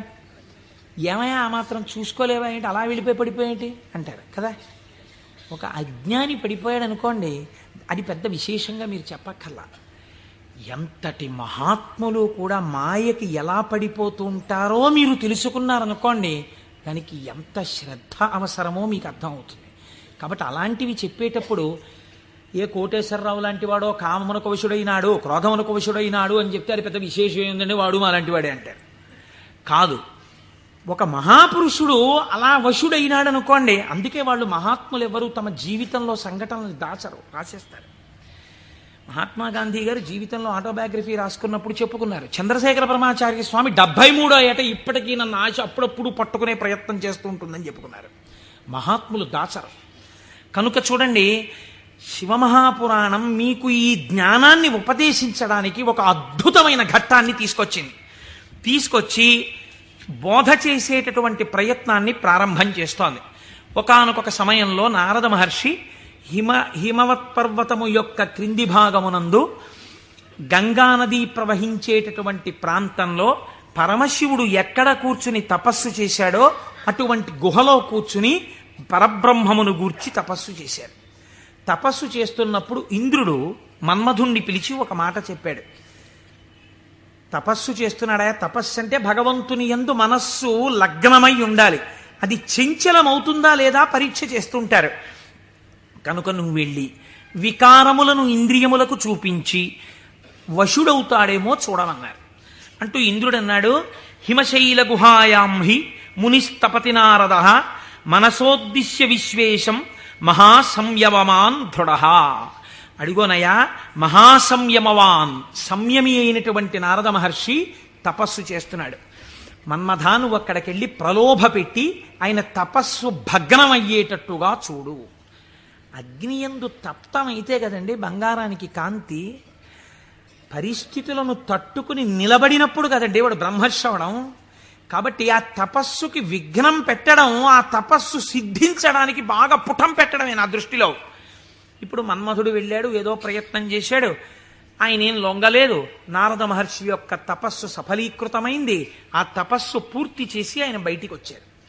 చిత్రం చూడండి, ఇంతసేపు అన్నిటినీ విడిచిపెట్టి ఒక గుహలో కూర్చొని పరబ్రహ్మానుసంధానం చేసి గొప్ప తపస్సు చేసినటువంటి నారద మహర్షి ఎక్కడికి వెళ్ళారు? ఎవరి గురించి తపస్సు చేశారో వారిని సాకారముగా చూడ్డానికి కైలాస పర్వతానికి వెళ్ళారు. వెళ్ళి ఏమని చెప్పాలి? ఈశ్వర, మీ అనుగ్రహం నా చేత తపింపచేసి తపస్సునందు నాకు సాక్షాత్కరించి నాకు జ్ఞానభిక్ష పెట్టారని చెప్పాలి. కానీ ఆయన వెళ్ళి అన్నాడు, ఇది మాయ కమ్మడం అంటే ఎంత గమ్మత్తుగా ఉంటుందో చూడండి. ఈశ్వర, హిమవత్ పర్వత ప్రాంతంలో ఉన్నటువంటి గుహలో కూర్చుని నేను తపస్సు చేశాను. మన్మధుడు వచ్చి నా మీద బాణాలు వేసే ప్రయత్నం చేశాడు. కానీ నేను ఆ మన్మథ బాణములను లెక్క పెట్టలేదు. కామమును జయించాను అంటే ఈశ్వరుడు చేసిన పని నేను చేశానని చెప్పుకోవడం సోత్కర్ష.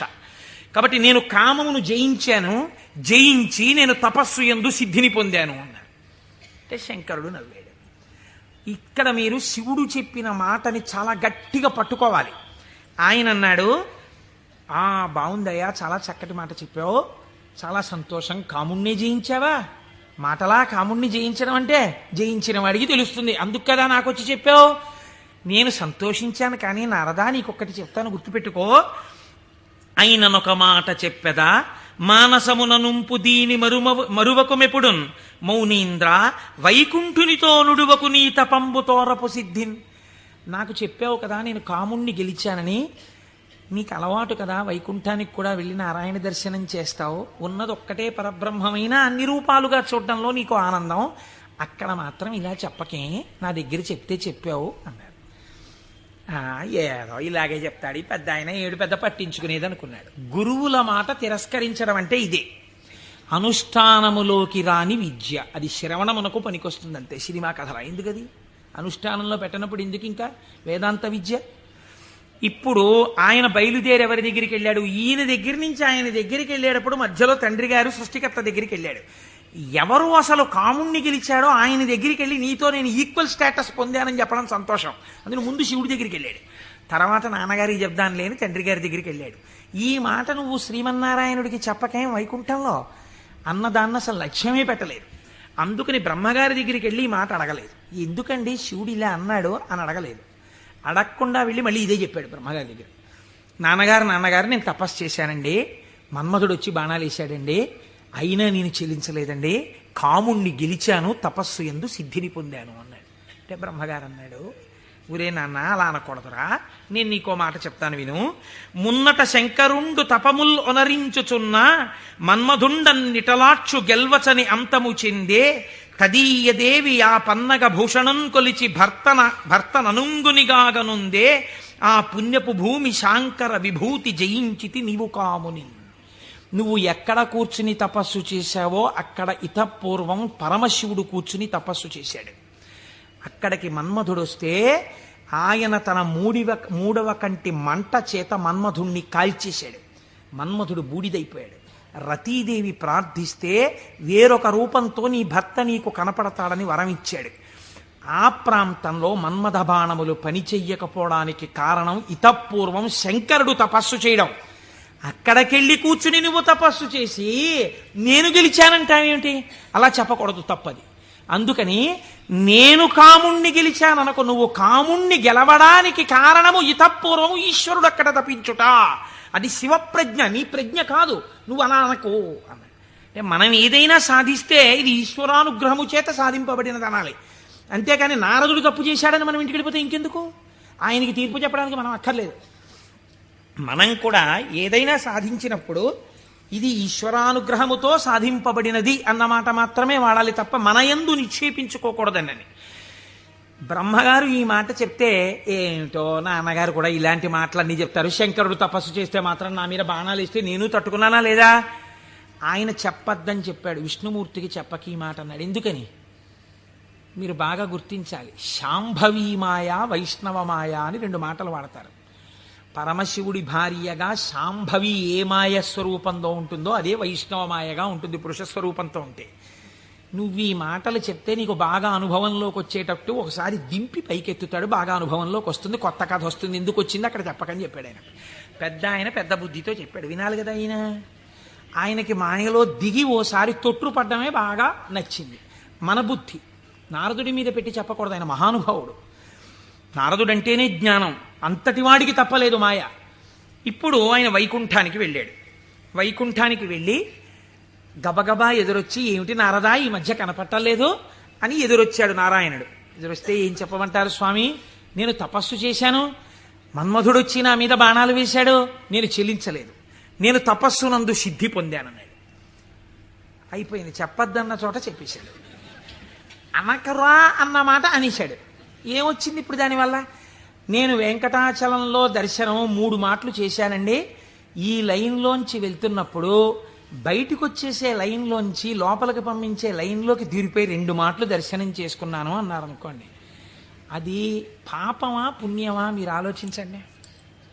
ఈశ్వరుణ్ణి దొంగచాటుగా మీకు ఆ టిక్కెట్టు మీద ఒక్కసారి చూసిరా, మీకు ఎంత దర్శనం లభ్యమైతే కోట్ల జన్మలు తపించిన వాళ్ళకి దొరకని ఈశ్వరుడు నాకు ఈ మాత్రం లభించాడని సంతోషంగా బయటకు వస్తే కృతార్థత.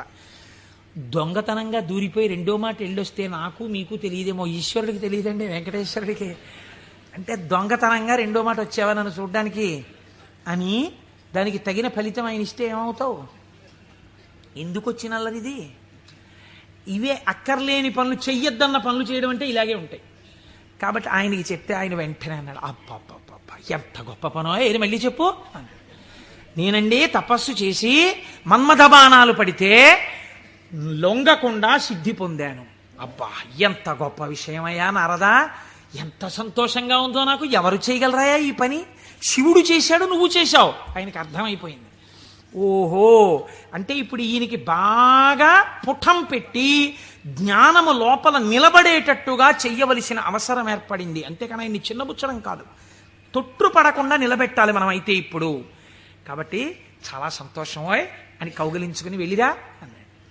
ఇప్పుడు మాయ ప్రారంభం అయిపోయినట్టే కదండి, అది నడిపిస్తుంది ఎటు వెళ్ళాలో. ఈయన బయలుదేరి వెడుతున్నాడు. వెడుతూ వెడుతూ ఒక రాజ్యంలోకి వెళ్ళాడు. ఆ రాజ్యాన్ని పరిపాలించేటటువంటి రాజు పేరు శీలనిధి, ఆయన కుమార్తె పేరు శ్రీమతి. వెళ్ళి ఆ శీలనిధి అనబడేటటువంటి రాజు యొక్క అంతఃపురంలోకి వెళ్ళాడు. మహానుభావుడు నారదుడు వచ్చాడన్నాడు, స్వాగతం చెప్పారు, పాదములు కడిగారు, తీసుకొచ్చారు, కూర్చోపెట్టారు. వాళ్ళ అమ్మాయిని తీసుకొచ్చారు. అమ్మాయినికి నమస్కారం చెయ్యమ్మా అన్నారు. ఆ పిల్ల నమస్కారం చేసింది. మా పిల్లకి ఎటువంటి వరుడు వస్తాడో చెప్పండి అన్నారు. ఆ పిల్ల యొక్క చెయ్యి చూసి త్రికాలవేది నారదుడంటే తెలియందేముందండి. ఆయన అన్నాడు, లక్ష్మీదేవికి భర్త ఎవడో, ఎవడు సర్వవ్యాపకుడో, ఎవడు నిరంతరము లోకము చేత పూజింపబడుతుంటాడో, ఎవడు మహానుభావుడో అటువంటి శ్రీ మహావిష్ణువుకు ఈమె ఇల్లాలవుతుంది అన్నాడు. అక్కడ వరకు బాగా చెప్పాడు. కానీ ఆమెని చూడగానే కామాన్ని కదా గెలిచానన్నాడు. ఈవిడ నా ఇల్లాలైతే ఎంత బాగున్నో అనిపించింది. కానీ ఆవిడ జాతకంలో ఏముంది? శ్రీ మహావిష్ణువు భర్త అవుతారని ఉంది. ఈ అమ్మాయికి పెళ్లి ఎలా చేద్దాం అనుకుంటున్నావు అని అడిగాడు. రేపు స్వయంవరం పెట్టామండి, స్వయంవరంలో ఈమె వరమాల వేస్తుంది అంటే విష్ణువు సాకారుడై వస్తాడు ఈ సభలోకి. ఇప్పుడు మళ్ళీ వెనక్కి తిరిగి వైకుంఠానికి వెళ్ళాడు. వెళ్ళి, అయ్యా ఎవరికైనా చెప్పుకుంటే కొంచెం సిగ్గుచేటుగా ఉంటుంది, నా మనస్సు ఆ శ్రీమతిని పెళ్లి చేసుకోవాలి అని ఉవ్విళ్ళు ఉరిపోతోంది, ఆమె నాకు దక్కకపోతే మన్మథబాణముల చేత చచ్చిపోతాను. ఎవరండి ఇంతకు ముందు వచ్చి చెప్పినప్పుడు ఏం చెప్పాడు? మన్మథబాణములను గెలిచి తపస్సునందు సిద్ధి పొందానని చెప్పినవాడు వెనక్కి తిరిగి వెంటనే వచ్చి చెప్తున్నాడు ఇది మాయా అంటే. చూడండి, ఆమె నా ఇల్లాలు కాకపోతే నేను మన్మథబాణములకు చచ్చిపోతాను. నన్ను బతికించవయ్యా, నేను బతకాలంటే నీ రూపం నాకు రావాలి, నీ రూపం నాకు వస్తే ఆమె నా మెళ్ళలో మాల వేస్తుంది, అప్పుడు పెళ్లి చేసుకుంటాను, అందుకని నీ రూపం నాకు ఇవ్వా అని అడిగాడు. అడిగితే ఆయన మహానుభావుడు శ్రీ మహావిష్ణువు, ఆయన ఎంత చమత్కారం చేశాడో చూడండి. హరియొసగెన్మునిక మనోహరమగు తన మేని రూపు నర్రు వరుకు బైహరి శిరసున్ కూరిచే, ఇది అరయక ముని కూరుచుండె అచట మురియుచున్. హరి శరీరాన్ని ఇచ్చాడు, హరి శిరస్సుని ఇచ్చాడు. హరి అంటే రెండు అర్థాలు.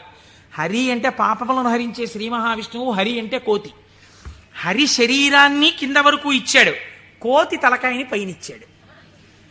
నువ్వు హరి రూపాన్ని కదా అడిగావు, హరి రూపాన్ని ఇచ్చానన్నాడు. మాట తప్పనట్టు. ఆయన ఎంత తెలివైనవాడో చూడండి. ఈయనకేం కనపడుతుంది, ఇలా చూసుకున్నాడు. శ్రీ మహావిష్ణువు చేతులు, శ్రీ మహావిష్ణువు రంగు, శ్రీ మహావిష్ణువు కౌస్తుభం, ఆ వనమాల, ఆ పట్టుపంచ, ఆ కుర్చీళ్ళు అన్ని శ్రీ మహావిష్ణువు. తన ముఖం తనకు కనపడదుగా. అద్దంలో చూసుకోవడానికి శ్రీమతి దగ్గరికి వెళ్ళిపోవాలి ముందు, స్వయంవరం అయిపోతే. అందుకని గబగబా వెళ్ళిపోయాడు. వెళ్ళిపోయి ఆ స్వయంవరంలో ఒక ఆసనం మీద కూర్చున్నాడు. ఇద్దరు రుద్రపార్షదులు అటు ఇటు కూర్చున్నారు. వాళ్ళు అన్నారు, వీడెవడరా శ్రీ మహావిష్ణువులా పంచకట్టుకున్నాడు, మాలలు వేసుకున్నాడు, ఇటు ఆ కౌస్తుభం పెట్టుకున్నట్టు అలా పెట్టుకున్నాడు, ఆ వనమాల వేసుకున్నట్టు వేసుకున్నాడు, పైన కోతి మొహం, వీడిని ఎవరు పెళ్లి చేసి ఎలా శ్రీమతి మాల వేస్తుంది, ఇటు ఇలా వచ్చాడేమిటి అంటున్నారు. ఆయనకి ఎంతసేపు యావని వినిపిస్తోందంటే నా మెళ్ళో మాల వేసేస్తుందని కుళ్ళిపోయి వీళ్ళు ఇలా అనుకుంటున్నాడు. ఆ శ్రీమతి దండ పట్టుకుని దగ్గరికి వచ్చింది. తీరా దండ పట్టుకుని దగ్గరికి వచ్చేటప్పటికి కాళిదాస మహాకవి వర్ణిస్తారులేండి. ఆ ఇందుమతీదేవి దండ పట్టుకుని ఎవరి దగ్గరికి వెడితే వాళ్ళకి పగటిపూటలా అనిపించింది. ఎందుకంటే ఆవిడ యొక్క వెలుతురులో వాళ్ళు ప్రకాశించారు. ఆ తర్వాత కొంచెం ముందుకెళ్ళేటప్పటికి ఆవిడ వెళ్ళిపోయింది, వీళ్ళు చీకట్లో ఉండిపోయేవారు. నాకు కొన్ని ఆశ్చర్యంగా ఉంటాయి. నేను ఇంట్లోకి వెళ్ళేటప్పటికి కరెంటు పై చీకటిగా ఉంది. మా అమ్మాయి ఒక ఛార్జింగ్ లైట్ పట్టుకుని వచ్చి ఆ వెలుతురులో, నాన్నగారండి మిమ్మల్ని నేను వెలుతురులోకి తీసుకొస్తున్నాను అంది. చాలా గొప్ప మాట అమ్మా అన్నాను. అంటే ద్వంద్వార్థములతో మాట్లాడింది. చాలా సంతోషం తల్లి, పోన్లే నా కూతురి చేత నేను వెలుగులోకి వచ్చినా చాలా గొప్పవాడినే కదా. అందుచేత ఆయన అలా ఆ శ్రీమతి దగ్గరికి వచ్చింది. దగ్గరకు వస్తే నాకే మాల వేస్తుంది అని సంతోషపడిపోయాడు ఆయన. ఆ పాపం నా శిరస్సు అందదేమో అని కొంచెం వంచాడు. ఆవిడ ఇలా చూసి భృకుటి ముకులించి, ఏమిటి కోతి శిరస్సు ఏమిటి, రూపం ఏమిటి అనుకుని వెళ్ళిపోయాడు. ఈలోగా రావలసిన శ్రీహరి రాజకుమారుడి వేషంలో వచ్చాడు. ఆవిడ గుర్తుపట్టింది, మాల తీసుకెళ్లి శ్రీమన్నారాయణుడి మెడలో వేసేసింది. ఈవిడ్ని తీసుకుని ఆయన చక్కబోయాడు వైకుంఠానికి. ఈయనకి ఎక్కడ లేని బాధ కలిగింది. ఈలోగా పక్కనున్న రుద్రపార్షదులు ఇద్దరు అన్నారు, ఏమయ్యా నీకు ముందే చెప్పాం, కోతి మొహం వేసుకుని సభలోకి వచ్చావేమిటయ్యా అని నిన్నెవరు పెళ్లి చేసుకుంటారనుకున్నావయ్యా అన్నారు. అనేటప్పటికీ వాళ్ళిద్దరికీ కూడా మీరు రాక్షసయోనుల యందు జన్మించెదరుగాక అని చెప్పించాడు. తప్పెవరిది? ఒప్పు చెప్పిన వాళ్ళెవరు? ఒప్పు చెప్పిన వాడికి తపఫలితంతో శాపం ఇచ్చాడు. మాయా ప్రభావము కామక్రోధముల యందు ఎలా తిప్పుతుందో చూడండి. శపిస్తే వాళ్ళెటువంటి స్థితిలో ఉన్నారు? ఇదంతా శివేచ్ఛ అని వాళ్ళు నమ్మారు. ఇది పరమభక్తి. వాళ్ళకి ఆ కష్టమే వచ్చినా ఇది కూడా ఈశ్వర శాసనమే అనుకున్నారు. వాళ్ళుట వారులు జ్ఞానధనము చేకూరిన వారౌటమదిని కుందకయే శివేచ్ఛారీతి నడచునని అన్నారదునిన్ దూరరైరి నడచి రెచటికో. వాళ్ళు ఇదేమిటయా మమ్మల్ని ఇలా శపించావు, నువ్వు కోతి మొహం పెట్టుకుని వచ్చి అని చెప్పి తిరిగి శపించకుండా ఇది కూడా శివేచ్ఛే అని వాళ్ళు వెళ్ళిపోయారు. వాళ్ళు మహాజ్ఞానులు. ఇప్పుడు ఈయన గబగబా మళ్ళీ వైకుంఠానికి వెళ్ళాడు. వైకుంఠానికి వెళ్ళి ఎంత పనిచేశావయా శ్రీమన్నారాయణ, నీ రూపం నాకు ఇమ్మని అడిగాను, హరి రూపం ఇమ్మని అడిగితే హరి రూపం హరి శిరస్సు కోతి శిరస్సు పెట్టావు. దానివల్ల శ్రీమతిని నువ్వు పెళ్లి చేసుకున్నావు, నాకు కాకుండా చేశావు. నన్ను ఎంత అవమానాలు పాలు చేశావు. ఇది రేపు పొద్దున శివపురాణంలోకి ఎక్కేస్తుంది. ఓ చేతకాని కోటేశ్వరరావు చెప్పడం మొదలెట్టేస్తాడు. నా బతుకు బజార్లో పెట్టేశావు నిన్ను వచ్చి అడిగినందుకు. ఎంత రహస్యంగా అడిగాను, దానికి ఎంత కథ సృష్టించావు. చూడు నా కడుపు ఎంత మండిపోతుందో. మరియున్ వానర ముఖమును సరియని నాకిచ్చినట్టి చందమునకు వానరులే శరణం బౌదురు నరుడవు నీ వగుచు వగగ నంగల అవని. నీవు ఒకానొక నాడు నరుడవై పుట్టి అందచందాలు కలిగిన భార్య దూరమైపోతే అరణ్యంలో పడి ఏడిస్తే ఈ కోతి ముఖం ఉన్న వాళ్లే వచ్చి సహాయం చేసి నీ భార్యతో నిన్ను కలుపుతారు, నిన్ను శపిస్తున్నానన్నాడు. మహానుభావుడు కనుక శ్రీమన్నారాయణుడు దాన్ని కూడా లోకానికి ధర్మ మార్గం నేర్పడానికి రామావతారమునందు సీతావియోగంగా తీసుకున్నారు. ఇప్పుడు ఈ శాపవచనాన్ని కూడా విడిచిపెట్టేశాడు. ఇద్దరిని శపించేశాడు, భగవంతుణ్ణే శపించాడు, రుద్రపార్షదుల్ని శపించాడు, కామమునకు వశుడయ్యాడు. ఇప్పుడు స్వస్థత కలిగింది. ఏమిటి నేను పొందింది అనుకున్నాడు. చిచ్చి చిచ్చి, ఎక్కడి నా జన్మ, ఎక్కడి తపస్సు, ఎక్కడి మహతి. ఆనాడు శంకరుడు చెప్పాడు, నేను గెలిచానని అనద్దు, ప్రత్యేకించి వైకుంఠంలో ఈ మాట చెప్పకు సుమా అని చెప్పాడు ఆయన. అక్కడే చెప్పాను. కాబట్టి శివవాక్కు గురువాక్కు, ఏది అనకురా, ఏదైనా ఈశ్వరుడు ఇచ్చాడను నీకు ఇబ్బంది ఉండదు అంటే, వీడు ఏదైనా సాధించేటప్పటికి నాదంటాడు, ఏదైనా పోయేటప్పటికి దిక్కుమాల దేవుడు ఏం చేశాడు నాకంటాడు. రెండూ పాపకర్మలే. కాబట్టి ఇప్పుడు ఆ మాయ తొలగింది. ఇప్పుడు శ్రీమన్నారాయణుడిని చూసి అన్నాడు, ఎట్లు మహాత్మా, నిన్ను శపించిన దోషము నాకు బాయు, నీ వెట్లు భరించి యొందగల వీచెడు తాపసి ఏవయైన ఈ తిట్లు సహింపరానివిక, తీండ్రపుటల్కను ముక్క ముక్క యౌనట్లుగా నన్ను చెండదగు, అండజకేతన చక్రధారచేన్. యుక్తాయుక్త విచక్షణ మరిచి నేను మాట్లాడినటువంటి మాటలకి నా యొక్క నాలుకని ముక్కలు ముక్కలుగా కత్తిరించెయ్యాలి. ఎంత మాత్రము ఇంకా జాగు చెయ్యకుండా, మహానుభావ, అండచకేతన అంటే గుడ్డులోంచి పైకొచ్చినటువంటి గరుత్మంతుడు నీ యొక్క ధ్వజమునకు చిహ్నముగా కలిగినటువంటి వాడా, మహానుభావ, నీ చక్రధారల చేత నా నాలుకని ముక్కలు ముక్కలుగా కత్తిరించేవయా, అప్పుడు కాని నేను చేసిన పాపం పోదని కన్నీటి ధారలతో ఆయన పాదాల్ని అభిషేకించి ఆయన కాళ్ళ మీద పడ్డాడు. నారదుడు కాబట్టి అంత తొందరగా మళ్ళీ స్వస్థితిని పొందగలిగాడు. మనం కొన్ని కోట్ల జన్మలు తిరుగుతుంటాం. మీరు చూడండి, రామాయణంలో సీతావియోగానికి కారణమైంది ఒక రజకుడి మాట.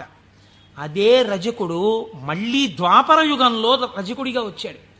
కృష్ణ భగవానుడు వెళ్ళి 4 చీరలు ఇవ్వయా, పంచెలు ఇవ్వయా, కట్టుకుంటానన్నాడు.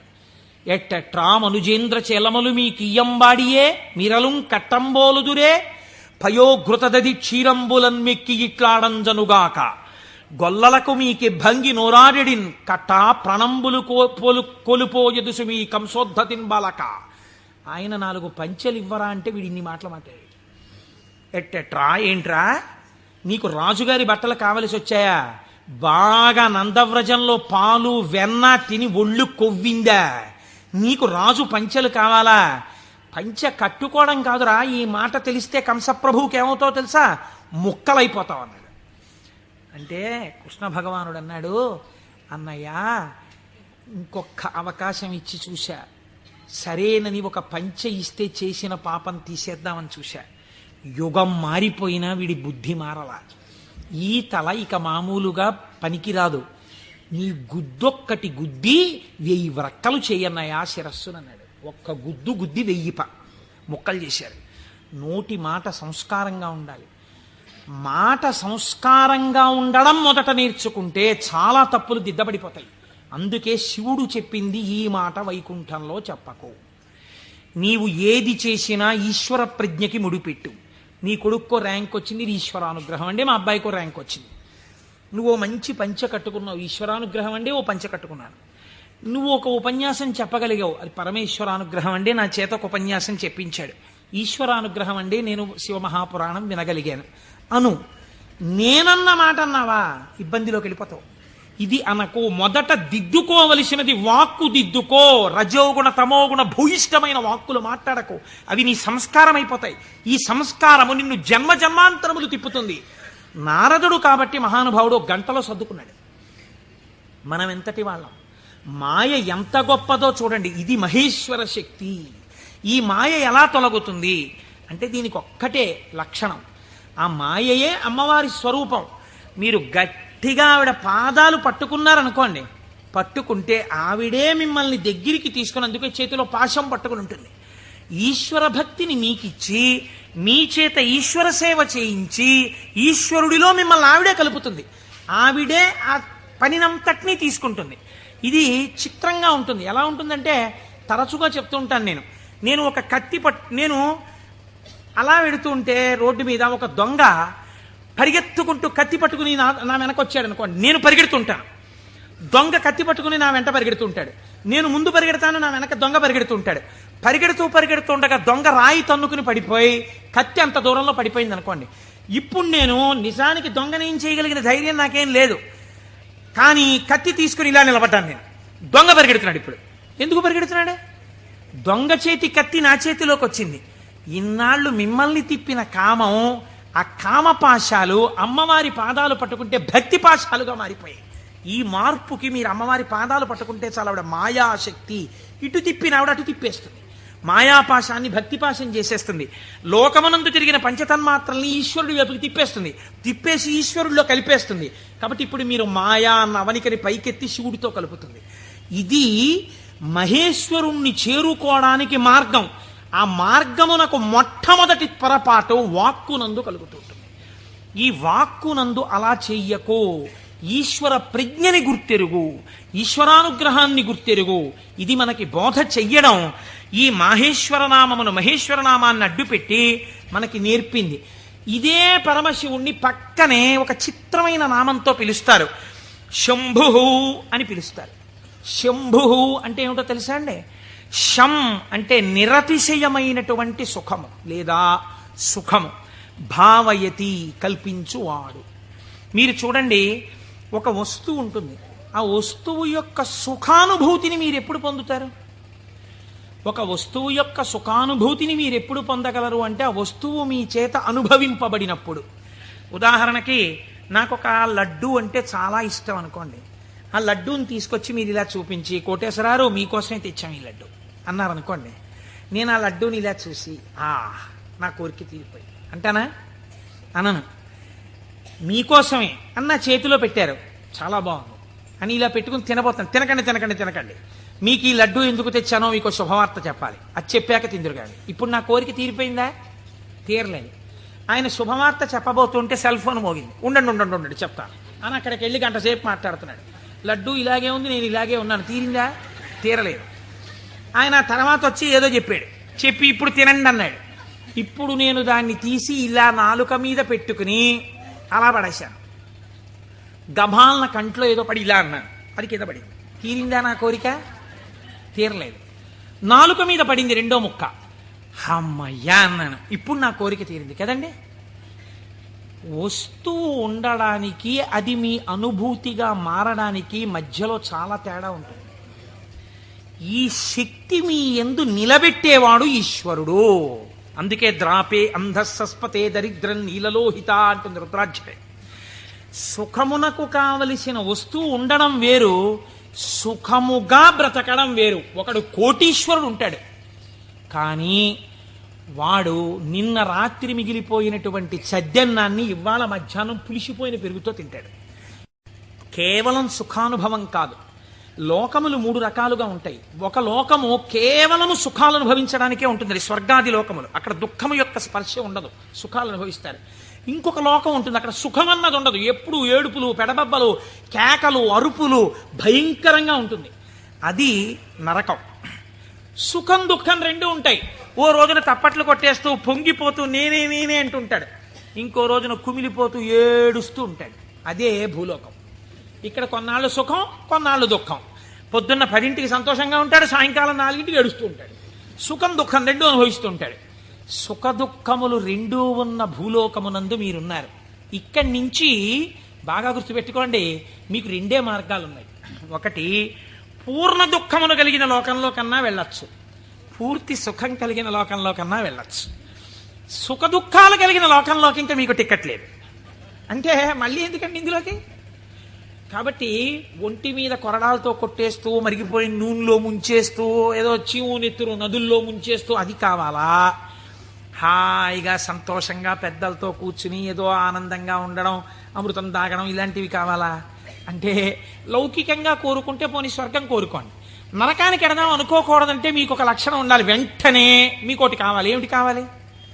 పాపము చేయకుండా ఉండుట. పాపం చేస్తే కదా నరకం. కాబట్టి పాపం చెయ్యకూడదు. ఇది సంభావయతి, మంచి భావములను ఇచ్చుట. ఇది ఎలా వస్తుంది అన్నారు శాస్త్రంలో. ఇది ఎలా కలుగుతుందండి అన్నారు. దీనికి ఒక ప్రతిబంధకం ఉందండి. అంత తేలిక కాదు. శివమహాపురాణం మీ జీవితాన్ని కరెక్ట్ చేస్తుంది. మీరు చూడండి, ఒక తేలిక మాట, ఒక వెలితి మాట ఒకటి మనం మాట్లాడతాం. కోటేశ్వరారు చతుర్ముఖ బ్రహ్మగారు మేము లలాటం మీద రాసేసాడండి, రామాయణం చెప్పు, భాగవతం చెప్పు, శివపురాణం చెప్పని చెప్పేస్తారు మీరు. మా లలాటం మీద రాసేశాడు, చీకటి పడేటప్పటికీ మాకు ఎటో లాగేస్తుంది మనస్సు వెళ్ళిపోమ్మని, అందుకని మేము రామ్ పురాణానికి అంటాడు ఒకడు. అది తప్పు. అలా ఉండమని చెప్పలేదు శాస్త్రం. తిలకధారణము అన్న మాట ఎందుకు ఇచ్చారో తెలుసా అండి? మీ యొక్క ఆలోచన సరళిని మార్చుకొని గత జన్మలుగా తరువుకొస్తున్న వాసనలని జయించడానికి, మీకు పార్వతీ పరమేశ్వరుల అనుగ్రహం కలగడానికే మీరు విభూతి తీసుకుని లలాటమునందు పెట్టుకుని బొట్టు తీసుకుని ఆజ్ఞాచక్రం మీద పెట్టుకుంటారు. ఇప్పుడు పార్వతీ పరమేశ్వరులు మీ లలాటమునందు వసించి ఉన్నారు. దీనివల్ల ఏం జరుగుతుంది అంటే, లలాట లిఖితారేఖ పరిమాస్త్రం నశక్యతే, ఇది కదా సామాన్య సిద్ధాంతం. బ్రహ్మగారు రాసిన రాత మారదు.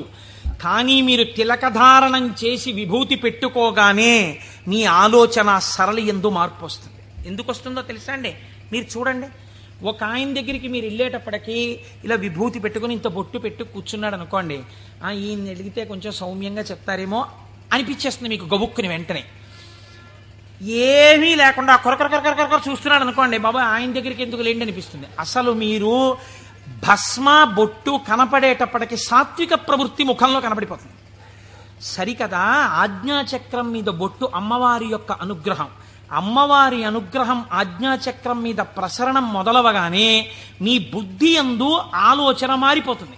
మారిపోయి మనం ఈ పని చెయ్యొద్దు, మనం ఎందుకు ఈ పాపం చేయడం, మనం ఇంక ఇవాళ నుంచి ఇది చెయ్యొద్దు, మనం పురాణానికి వెళ్ళిపోదాం, మనం శివాలయానికి వెడదాం, మనం వెంకటేశ్వరుడి గుడికి వెడదాం, ఎన్నాళ్ళు ఈ తప్పుడు పని చేస్తాం, మనం చెయ్యొద్దు అని మీ యందు ఒక పూనిక రావడం ప్రారంభం అవుతుంది.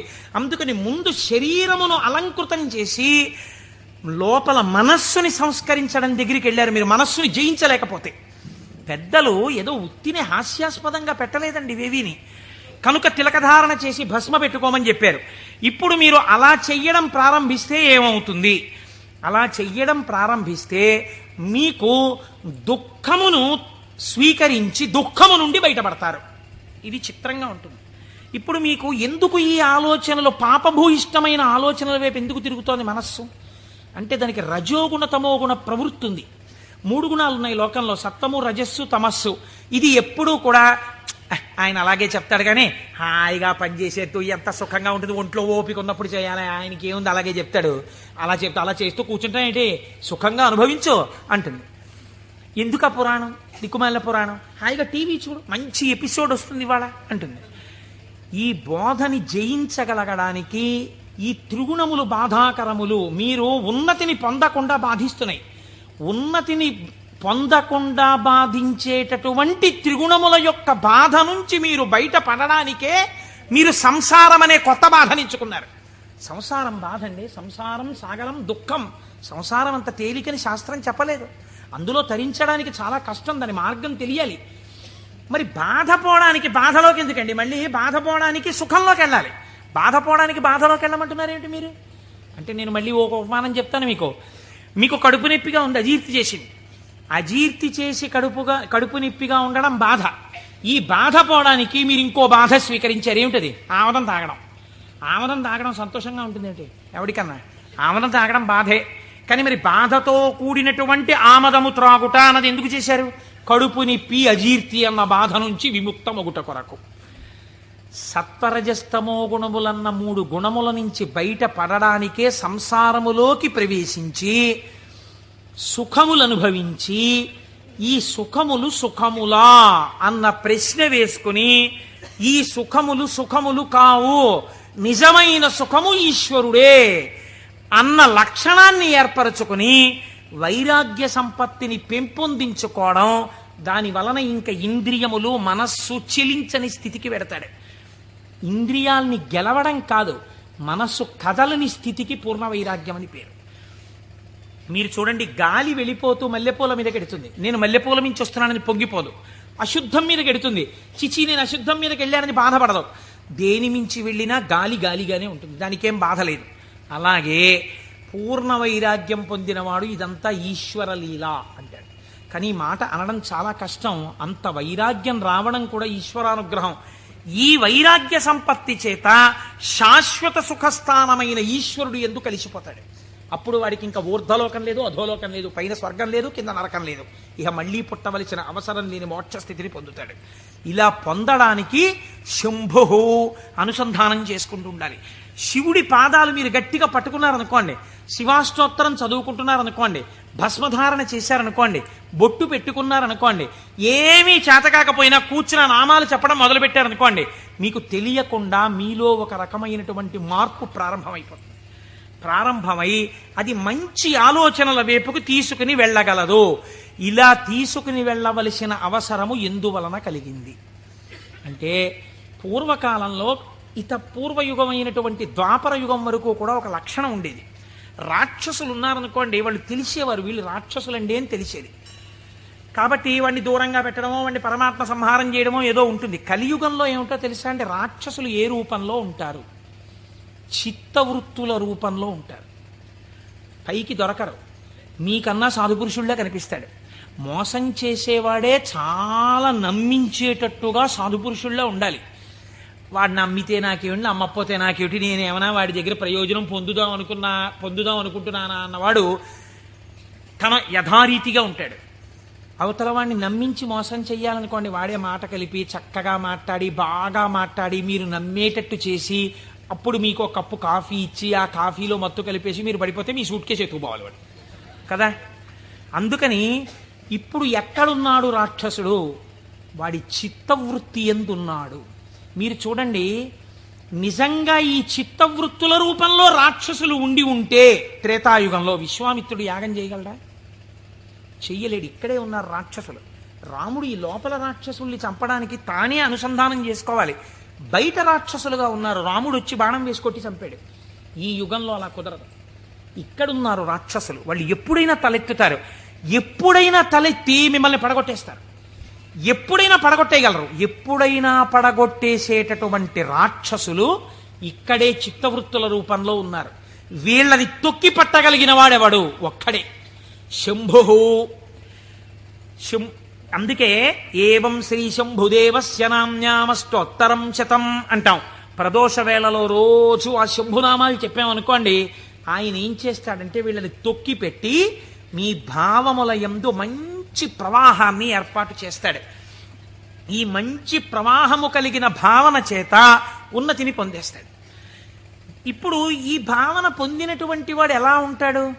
ఎలా పొందుతాడు ఈశ్వరుణ్ణి అని మీరేమి అనుమానపడిపోయి వాడు ఏమైనా పూజలు బాగా చేసేస్తాడండి, యజ్ఞయాగాదులు చేసేస్తుంటాడండి అలా అనుకోక్కర్లేదు. శంభునామాన్ని పెట్టుకుని శంభుని యొక్క అనుగ్రహం పొందిన వాడి స్థితి ఎలా ఉంటుందో తెలుసా అండి? నేను మీకు ఒక ఉదాహరణ చెప్తాను, మీరు బాగా పట్టుకోగలుగుతారు. ఇది కూడా నేను ఎక్కడి నుంచో ఎందుకు మీకు రుద్ర పశుపతి నాయనార్ అని ఒక నాయనారు ఉన్నారు. 63 మంది నాయనార్లలో మనం సాధారణంగా ఏం చేస్తాం?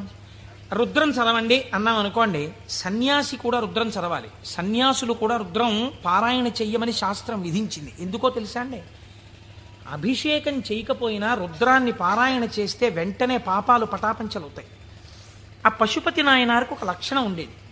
ఆయన రోజు కూర్చుని రుద్రాధ్యాయం చదువుతూ ఉండేవాడు. చదువుతున్నప్పుడు ఆయనకు ఒక అనుమానం వచ్చింది. ఏమిటా అనుమానం?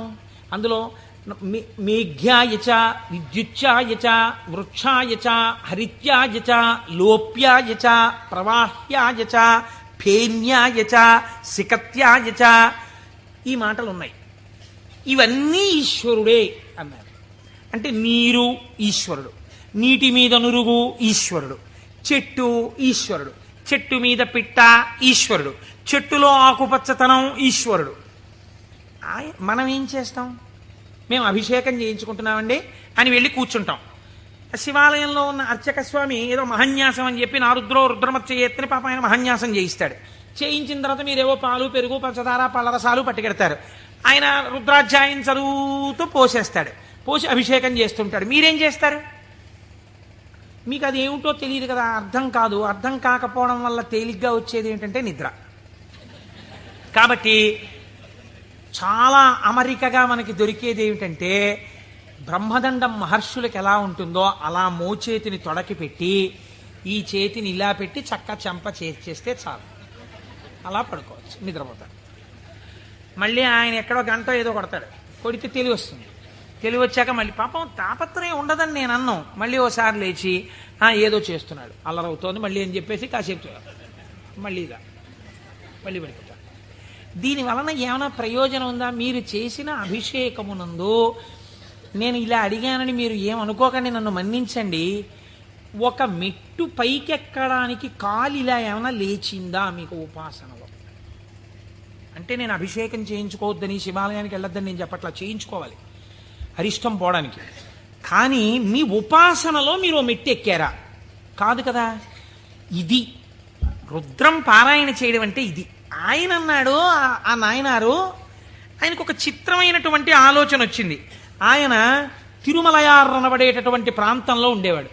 ఆయన ఈ రుద్రం చదివి చదివి చదివి చదివి అన్నాడు, ఆకాశం ఈశ్వరుడు, మేఘం ఈశ్వరుడు, నీరు ఈశ్వరుడు, నురుగు ఈశ్వరుడు, చెట్టు ఈశ్వరుడు, పిట్ట ఈశ్వరుడు. కాబట్టి నేను ఇంట్లో కూర్చుని ఇవన్నీ చెప్తుంటే ఉపయోగం ఏంటి? నేను ఈశ్వరుడిలో చేరిపోయి ఈశ్వరానుభూతిని పొందుతానన్నాడు. ఓ రోజు తెల్లవారకట్ట ఎవ్వరికీ చెప్పకుండా లేచి 4 గంటలకో వెళ్ళిపోయాడు బయటికి, ఊరి బయటికి వెళ్ళిపోయాడు. ఆ కొండ మించి ఒక సెలయేరు జాలువారుతోంది. గబగబా వెళ్ళాడు. ఆ సెలయేట్లో నడుంలోతు నీళ్లలో నించున్నాడు. నించుని చెట్టు వంక చూశాడు. నిశ్శబ్దంగా ఉంది వాతావరణం. ఆ కొండ కనపడింది, చెట్లు కనపడ్డాయి, చెట్ల యొక్క ఆకుపచ్చని కొమ్మలు కనపడ్డాయి. అంత నిశ్శబ్దంలో గలగల పారుతున్నటువంటి సెలయేటి శబ్దం వినపడుతోంది. ఆ నీటి మీద వెళ్ళిపోతున్న నురుగు కనపడింది. ఆయన వెంటనే ఆ ఒంటికి తగిలిన చల్లతనంలో ఈశ్వరుడు కౌగిలించుకున్న అనుభూతిని పొందాడు. ఇవి ఈశ్వరుడు కదా, నేనిప్పుడు ఈశ్వరుడిలో ఉన్నాను నీటిలో. కాబట్టి నేను నా కళ్ళతో చూస్తున్న మేఘం ఈశ్వరుడు, నేను మొలలోతులో ఉన్నది ఈశ్వరుడు, ఇలా వెడుతున్నది ఈశ్వరుడు, నేను చూస్తున్న ఆ కదులుతున్న ఈశ్వరుడు. నాకు ఇంట్లో చదువుతున్నప్పుడు అలా బిగిసిపోయినట్టుగా ఉన్న ఈశ్వరుడు కనపడేవాడు.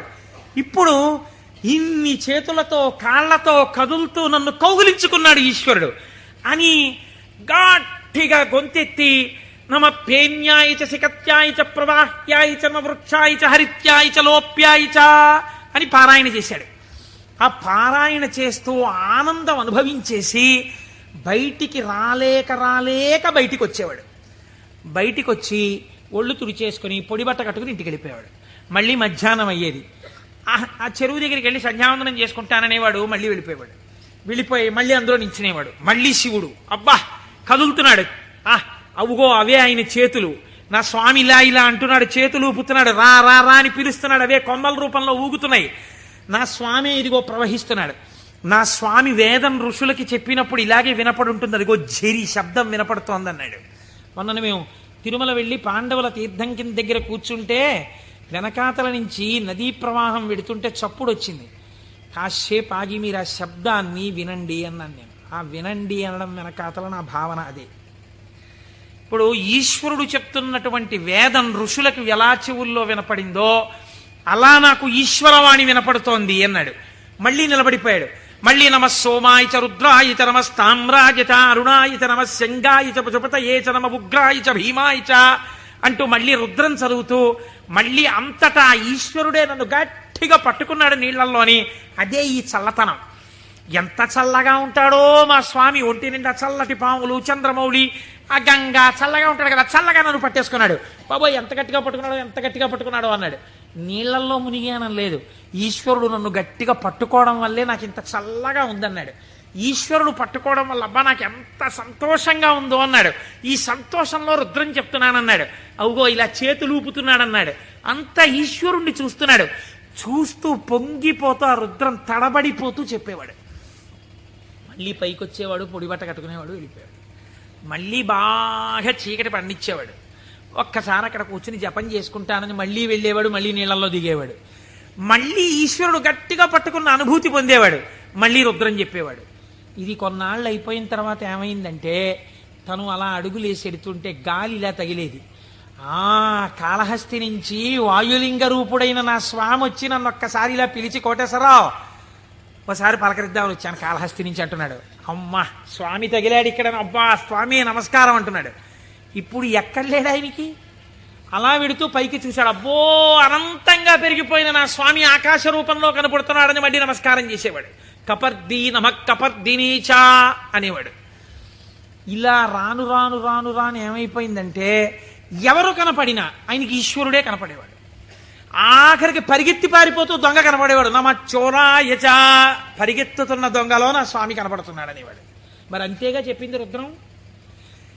ఇలా అంతటా ఈశ్వర దర్శనం చేసి ఎక్కడ పడితే అక్కడ ఆగిపోయి నమస్కారం చేయడం అలవాటైపోయింది. ఈ అలవాటైపోతే శంకరుడు అన్నాడు, ఇక నేను తప్ప ఇంకొకటి కనపడని నీకు నాలోకే తీసుకోవాలని తనలోకి తీసేసుకున్నాడు. శివుడిలో ఏకమైపోయి తాను శివుడైపోయాడు. ఇప్పుడు చెప్పండి, భావన చేత మోక్షాన్ని పొందాడా లేదా? రుద్ర పశుపతి నాయనారని ఆయనకి పేరు. 63 మంది నాయనార్లలో ఆయన ఒకరు. మీరు అలా కూర్చుని ఏవో పదార్థాలు అట్టుకుని ఓం నమో నమస్తే అస్తు భగవన్ విశ్వేశ్వరాయ మహాదేవాయ త్రయంబకాయ త్రిపురాం తకాయ త్రికాగ్రికాలాయ కాలాగ్నిరుద్రాయ నీలకంఠాయ మృత్యుంజయాయ సర్వేశ్వరాయ సదాశివాయ శ్రీమన్మహాదేవాయ నమః అంటూ ఎన్ని పాలు పోసినా ఎన్ని నీళ్లు పోసినా ప్రయోజనం లేదని నేను అన్నా. కానీ ఏమి రమించింది మీ మనస్సు? నీటిలో నిలబడిన వాడికి రుద్రం అనుభూతిలోకి వచ్చేసింది. మనకెక్కడొచ్చింది అనుభూతి? ఒక ఏటి గలగలల యొక్క శబ్దంలో మీరు ఈశ్వరుణ్ణి అనుభవించగలగాలి. ఒక పిట్ట పాటలో మీరు ఈశ్వరుణ్ణి అనుభవించగలగాలి. మీకు తగిలిన గాలిలో ఈశ్వరుణ్ణి అనుభవించగలగాలి. ఇది సంభావయతి. ఇప్పుడు ఏమైంది? నిరతిశయ సుఖప్రదాతయ్యి ఉన్నాడు. ఈ మాటలు చెప్పి చిత్తవృత్తులైనటువంటి రాక్షస స్వరూపాల్ని తొక్కి పెట్టడానికి ఇలా నేను దక్షిణామూర్తిగా కూర్చుంటే ఆనాడైతే అర్థమైంది, కానీ ఇవాళ అర్థం కాదు లోకానికి. అందుకుని నేను లేచి తిరగాలి, తిరిగి లోకానికి బోధ చెయ్యాలి. బోధ చేసి నేనే శంభుస్వరూపమై లోకాన్ని శివుడి వైపుకి తిప్పాలనుకున్నట్టు ఒక ఆయన. ఎవరైన? దక్షిణామూర్తి. మౌనాన్ని విడిచిపెట్టేట. విడిచిపెట్టి మహానుభావుడు ఎలా నడిచి వెళ్ళాడు అన్నారు. అజ్ఞానాంతర్గహన పతితానాత్మ విద్యోపదేశైః త్రాతుం లోకాన్ భవదవశిఖాతాపపాపచ్యమానాన్ ముక్త్వా మౌనం వటవిటపినో మూలతో నిష్పతంతి శంభోర్మూర్తిశ్చరతి భువనే శంకరాచార్య రూపా. ఆనాడు ఇలా కూర్చుంటే అర్థమైంది, కానీ ఇవాళ నేను వటవృక్షం కింద ఇలా మౌనంగా కూర్చుంటే ఎవ్వరికీ అర్థం కాదు. వీళ్ల చిత్తములలోనే ఉన్న రాక్షసులను తొక్కి పెట్టడానికి నేనే వెళ్ళి నలుచెరగులా నేనే తిరిగి నేనే నిలబడి వీళ్ళు ఏ స్థాయిలో ఉన్నా వాళ్ళని ఉద్ధరించడానికి కావలసిన స్తోత్రముల దగ్గర నుంచి భాష్యముల వరకు ఇద్దామని ఆ దక్షిణామూర్తి మౌనమును విడనాడి ఈ భూమండలము మీద శంకరాచార్య రూపముగా తిరిగారట. ఆయనే ప్రథమ గురువై జగద్గురువై మహానుభావుడయ్యాడు. శివానందలహరి, సౌందర్యలహరి, బ్రహ్మసూత్ర భాష్యం దగ్గర నుంచి ప్రస్థానత్రయ భాష్యాల వరకు ఇచ్చారు. ఇహమునందు ఐశ్వర్యము కావాలంటే కనకధార వరకు ఇచ్చారు. అటువంటి శంకరాచార్యుల వారి దగ్గర ప్రారంభమైన గురు పరంపర నేటి మా గురువుల వరకు కొనసాగుచునే ఉన్నది. ఆ గురువాక్య శ్రవణమే నా లోపలనున్న రాక్షసులను తొక్కి పెట్టగలిగినటువంటి శక్తి స్వరూపము. ఆ గురువు మాట నేను విన్నానా అంతే. ఆ చిత్తవృత్తులు నన్నేం చేయలేవు, ఆ రాక్షసులు నన్నేం చెయ్యలేరు. సంభావయతి, నా యందు మంచి భావములు ప్రవేశించి ఈశ్వరాభిముఖుడనై శం నిరతిశయ సుఖస్వరూపమైన శివుని యందు కలిసి నేనే శివుడనగుచున్నాను. అటువంటి స్థితిని నాకు కలగడం కోసమే మహానుభావుడైన పరమాత్మ నాకు ఈ ఉపకారం చేశారు. ఇటువంటి జ్ఞానము కలగడము దేనివల్ల కలుగుతుంది అన్నారు. ఇటువంటి జ్ఞానమే శంభుస్వరూపం మీకు కటాక్షిస్తుంది. అందుకే శంభు అన్న నామం అంత గొప్ప నామమైంది. పరమశివుని యొక్క రూపాలలో ఆ శాంభవ స్వరూపం అంత గొప్పదైంది. ఆ నామాలు చెప్పుకుంటే చాలు మనం ఉద్ధరింపబడతాం. అందుకే కదా ప్రతిరోజు ప్రదోష వేళ చెప్పుకుంటున్నాం. ఈ చెప్పుకున్న ఫలితం ఏమిటో మనకు ఒక రోజున తెలుస్తుంది. తెలిసిన రోజున అయ్యా మనం ఎంత అదృష్టవంతులను ఆ రోజున నామని చెప్పుకున్నాం అనుకుంటాం. మనకి పెద్దలు ఒక మాట చెప్తారు, శరీరమునందు ఆరోగ్యం లుప్తమవుతోంది అనుకోండి, ఆరోగ్యము మళ్ళీ పొందికగా కుదరాలంటే ఒక్కరి వలన మాత్రమే కుదురుతుంది. సూర్యోపాసన చెయ్యాలి, ఆదిత్య హృదయం చదువుకోవాలి. ఆరోగ్యం భాస్కరాదిచ్చేత్, శరీర ఆరోగ్యము మనస్సు ప్రశాంతముగా ఉండుట సూర్య భగవానుని యొక్క అనుగ్రహము వలన కలుగుతుంది. శ్రియమిచ్చేత్ హుతాశనం. ఇవాళే పొద్దున నేను ఒక ఉపనయనానికి వెళ్ళాను. ఆ ఉపనయనానికి వెళ్ళినప్పుడు మా దొరగారితో, చూశారా దొరగారు అగ్నిహోత్రాన్ని ఎలా ప్రార్థన చేస్తారో అని మా దొరగారికి చెప్తూ అక్కడ కూర్చున్నాను. ఆ అగ్నిహోత్రం చేసినప్పుడు అగ్ని కార్యం చేస్తూ ఆ అగ్నిహోత్రాన్ని అడుగుతారు, నాకు ఇవన్నీ, ఈ వీర్యము, ఈ పరాక్రమము, ఈ ఐశ్వర్యము, ఈ ధనము, ఈ సంపత్తి, ఇవన్నీ కూడా నాకు ఆ హుతాశన నాకు ఇయ్యి అనగా, ఓ అగ్నిహోత్రమా నువ్వు నాకు కటాక్షించు అని అడుగుతారు. అందుకే అగ్ని కార్యం చెయ్యడానికి సమర్థత కలిగిన వాడైతే తానే అగ్ని కార్యం చేస్తాడు. నాకు లేదు అగ్ని కార్యం చెయ్యగలిగిన సమర్థత, ఏం చెయ్యాలి అన్నారు. ఇప్పుడు మీకు నేను ఒక ఉదాహరణ చెప్తా. రేపు ఫిబ్రవరి 11వ తారీఖున సుబ్రహ్మణ్యేశ్వర స్వామి వారి యొక్క హోమం జరుగుతుంది ఇక్కడ. ఆ హోమం జరిగినప్పుడు మీరు చెయ్యగలరా సుబ్రహ్మణ్య హోమం? ఆచంద్ర తారార్కం వంశం నిలబడాలి. ఎక్కడో ఒక చోట వంశం ఆగిపోయే ప్రమాదం రావచ్చు. కానీ ఒక్కసారి ఎవడు సుబ్రహ్మణ్యుడి కావిడి భుజం మీద పెట్టుకున్నాడో, సుబ్రహ్మణ్యుడికి హోమం చేశాడో, వాడి వంశం ఆగదు. అటువంటి ప్రతిబంధకం ఉంటే తొలగిపోతుంది. ఇప్పుడు మీకు రాదు ఆ హోమం చేయడం, మరి మీరేం చెయ్యాలి అంటే, కలియుగమునందు పురుషార్థమును వెచ్చించు. అందుకని టికెట్ పెడతారు. దాని మీద డబ్బులు సంపాదించడానికి కాదు. ఒక టిక్కెట్ పెడితే మీ ద్రవ్యాన్ని మీరు వినియోగించాలి. అది ఓ 1000 రూపాయలు అవుతుంది అనుకోండి, మీ దగ్గర 2000 పుచ్చుకోరు. ఎందుకు పుచ్చుకోకూడదు? అలా పుచ్చుకుంటే వీళ్ళు మోసం చేసినట్టు అవుతుంది. ఎంత అవసరమో అంత పుచ్చుకుంటారు. ఇప్పుడు మీరు ఈ ద్రవ్యం ఇచ్చి బాహ్య అంతఃశౌచమును పాటిస్తారు. అంటే స్నానం చేసి విభూతి పెట్టుకుని తిలకం పెట్టుకుని, లేదా మీరు ఏ సంప్రదాయమునందుంటే అటువంటి తిలకధారణ చేసి వచ్చి కూర్చుంటారు. ఆచార్యముఖేన మీ కొరకు ఆచార్యులు చేస్తారు. ఆ పదార్థములన్నింటి మీద మీ చెయ్యేసి మీ గోత్రనామాలు చెప్పి అక్కడ హోమం చేస్తారు. ఇప్పుడు ఈ హోమం ఎవరు చేసినట్టు? మీరు చేసినట్టు మీ ఖాతాలో పడిపోతుంది ఫలితం. కాబట్టి ఇప్పుడు ఏమవుతోంది? మీకు కావలసినటువంటి సుఖమునకు హేతువు కర్మ మార్గము చేత మీకు ఇప్పిస్తారు ఈశ్వరానుగ్రహంతో. ఇలా శ్రియం, అది ఏ రకమైన ఐశ్వర్యమైనా దేని వలన కలుగుతుంది? అగ్ని కార్యము వలన కలుగుతోంది. కాబట్టి శ్రియమిచ్చేత్ హుతాశనం, అగ్నిహోత్రము వలన మీకు ఐశ్వర్యము కలుగుచున్నది. ఈశ్వరాత్ జ్ఞానమన్విచ్చేత్, జ్ఞానదాత మహేశ్వర. ఈశ్వరుని యొక్క అనుగ్రహము వలన మాత్రమే జ్ఞానము కలుగుతుంది. ఆ జ్ఞానం ఇచ్చేవాడికే మహేశ్వరుడని పేరు. ఈ మహేశ్వరుడు ఎందుకు ఇస్తాడు?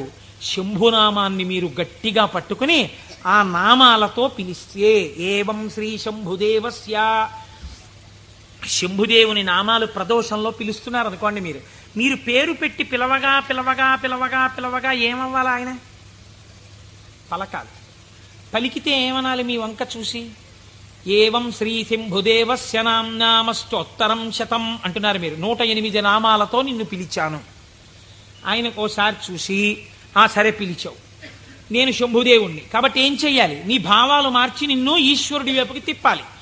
నీకు సత్ప్రవర్తన కల్పించాలి. నేను నిన్ను చక్కటి వాడిగా రూపుదిద్దేటట్టుగా చెయ్యాలి.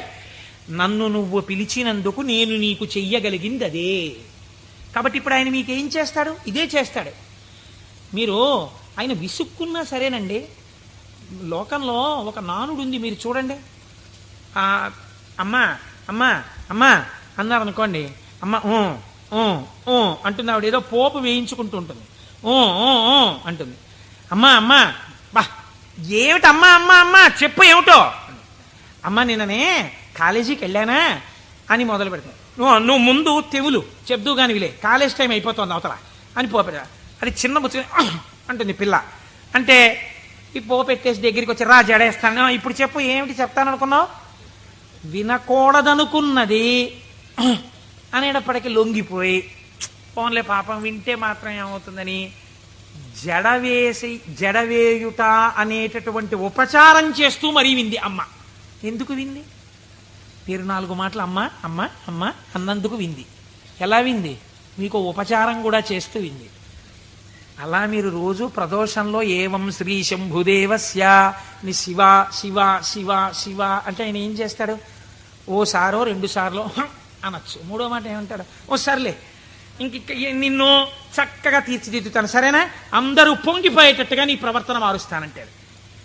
ఇలా రావడానికి 10 మాటలు ఆయన విసుక్కున్నా మనం పిలవాలి. ఆయన అలా విసుక్కునేవాడు కాడు. కాబట్టి మనం రోజు చెయ్యగలిగిందేట నామం చెప్పడమే. ఈ నామము చేత మీరు శంభుని యొక్క అనుగ్రహాన్ని పొందాలి. ఇది శం, ఈ లోకంలో సుఖం దగ్గర నుంచి నిరతిశయ సుఖం వరకు, ఊర్ధ్వలోక సుఖం వరకు ఎంత సుఖం ఉందని మీరు అనుకుంటున్నారో అన్ని సుఖాల్ని మీకు ఇవ్వడం. దీన్నే కామకోటి అని పిలుస్తారు. కామకోటి అంటే కంచి కామకోటి పీఠం అంటారు. కామకోటి అంటే ఇక్కడ కోరికలు ఇవ్వడంతో మొదలుపెట్టి కోరికలు లేకుండా చెయ్యడం వరకు తీసుకెళ్ళి ఆ తర్వాత పుణ్యం ఇచ్చి పుణ్యము వలన ఊర్ధ్వలోక ప్రాప్తి వరకు ఇచ్చి తర్వాత మళ్లీ తిరిగి రానవసరము లేనటువంటి పునరావృత్తి రహిత శాశ్వత శివ సాయుధ్య స్థితి అనబడేటటువంటి మోక్ష స్థితి వరకు ఇయ్యగలిగినటువంటి అంచులన్నీ ఆవిడ చేత పరిపాలింపబడుతున్నాయి. ఆవిడ అవనిక ఎత్తి ఈ కామకోటిలో నిలబెడుతుంది.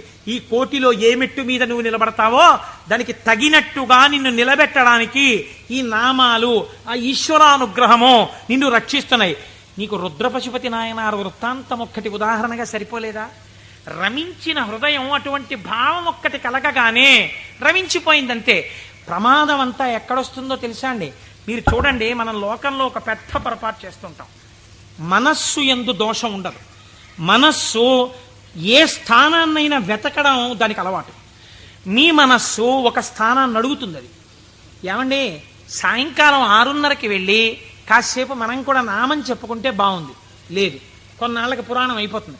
సాయంకాలం 6:30కి వెళ్ళి శివాలయం అరుగు మీద కూర్చుని అలా గుడి యొక్క ధ్వజస్తంభం దగ్గర గంటలు చిరుగంటలు మోగుతుంటే, పక్షులన్నీ గోళ్లకి చేరిపోతుంటే, శివాలయంలో ఉన్నటువంటి ప్రధాన అర్చకుడి దగ్గర శిష్యులు పాఠం నేర్చుకుంటుంటే, ఆయన ఒక్క మాట చెప్తే వీళ్ళు 3 మాటలు చెప్తుంటే, గుళ్ళోకి వచ్చిన వాళ్ళు గంట కొడుతుంటే అవి వింటూ ఒక 20 నిమిషాలు కూర్చుంటే ఎంత ప్రశాంతంగా ఉంటుందో అంది మనస్సు. అంటే మీ మనస్సు ఒక స్థానాన్ని అడిగిందా లేదా? కానీ దాని గొంతు మీరు ఎక్కడ నొక్కుతారో తెలుసా అండి? ఇది 6:30కి నాన్నగారండి ఎలాగైనా సరే మనం రోజు కాసేపు ఈవినింగ్ వాక్ వెళ్దాం నాన్నగారండి, డాక్టర్ గారు మార్నింగ్ వాక్ ఏదో ఒకటి చేయమన్నారు, వెయిట్ తగ్గాలంటున్నారు నన్ను, నేనేమో తిరగలేను నాన్నగారండి, మీరు కూడా నాతో రండి అందనుకోండి. పిల్ల లేకపోతే పిల్లాడు లేకపోతే భార్య లేకపోతే ఎవడో స్నేహితుడు, ఉత్తర క్షణం మీరు వచ్చిన ఒకే ఒక మంచి ఆలోచన పీక నొక్కేస్తారంతే. సరేలే గుళ్ళోకి ఇంకో మాట ఎప్పుడో వెళ్దాం, పాపం అడిగాడు కదా అని వెళ్ళిపోతారు.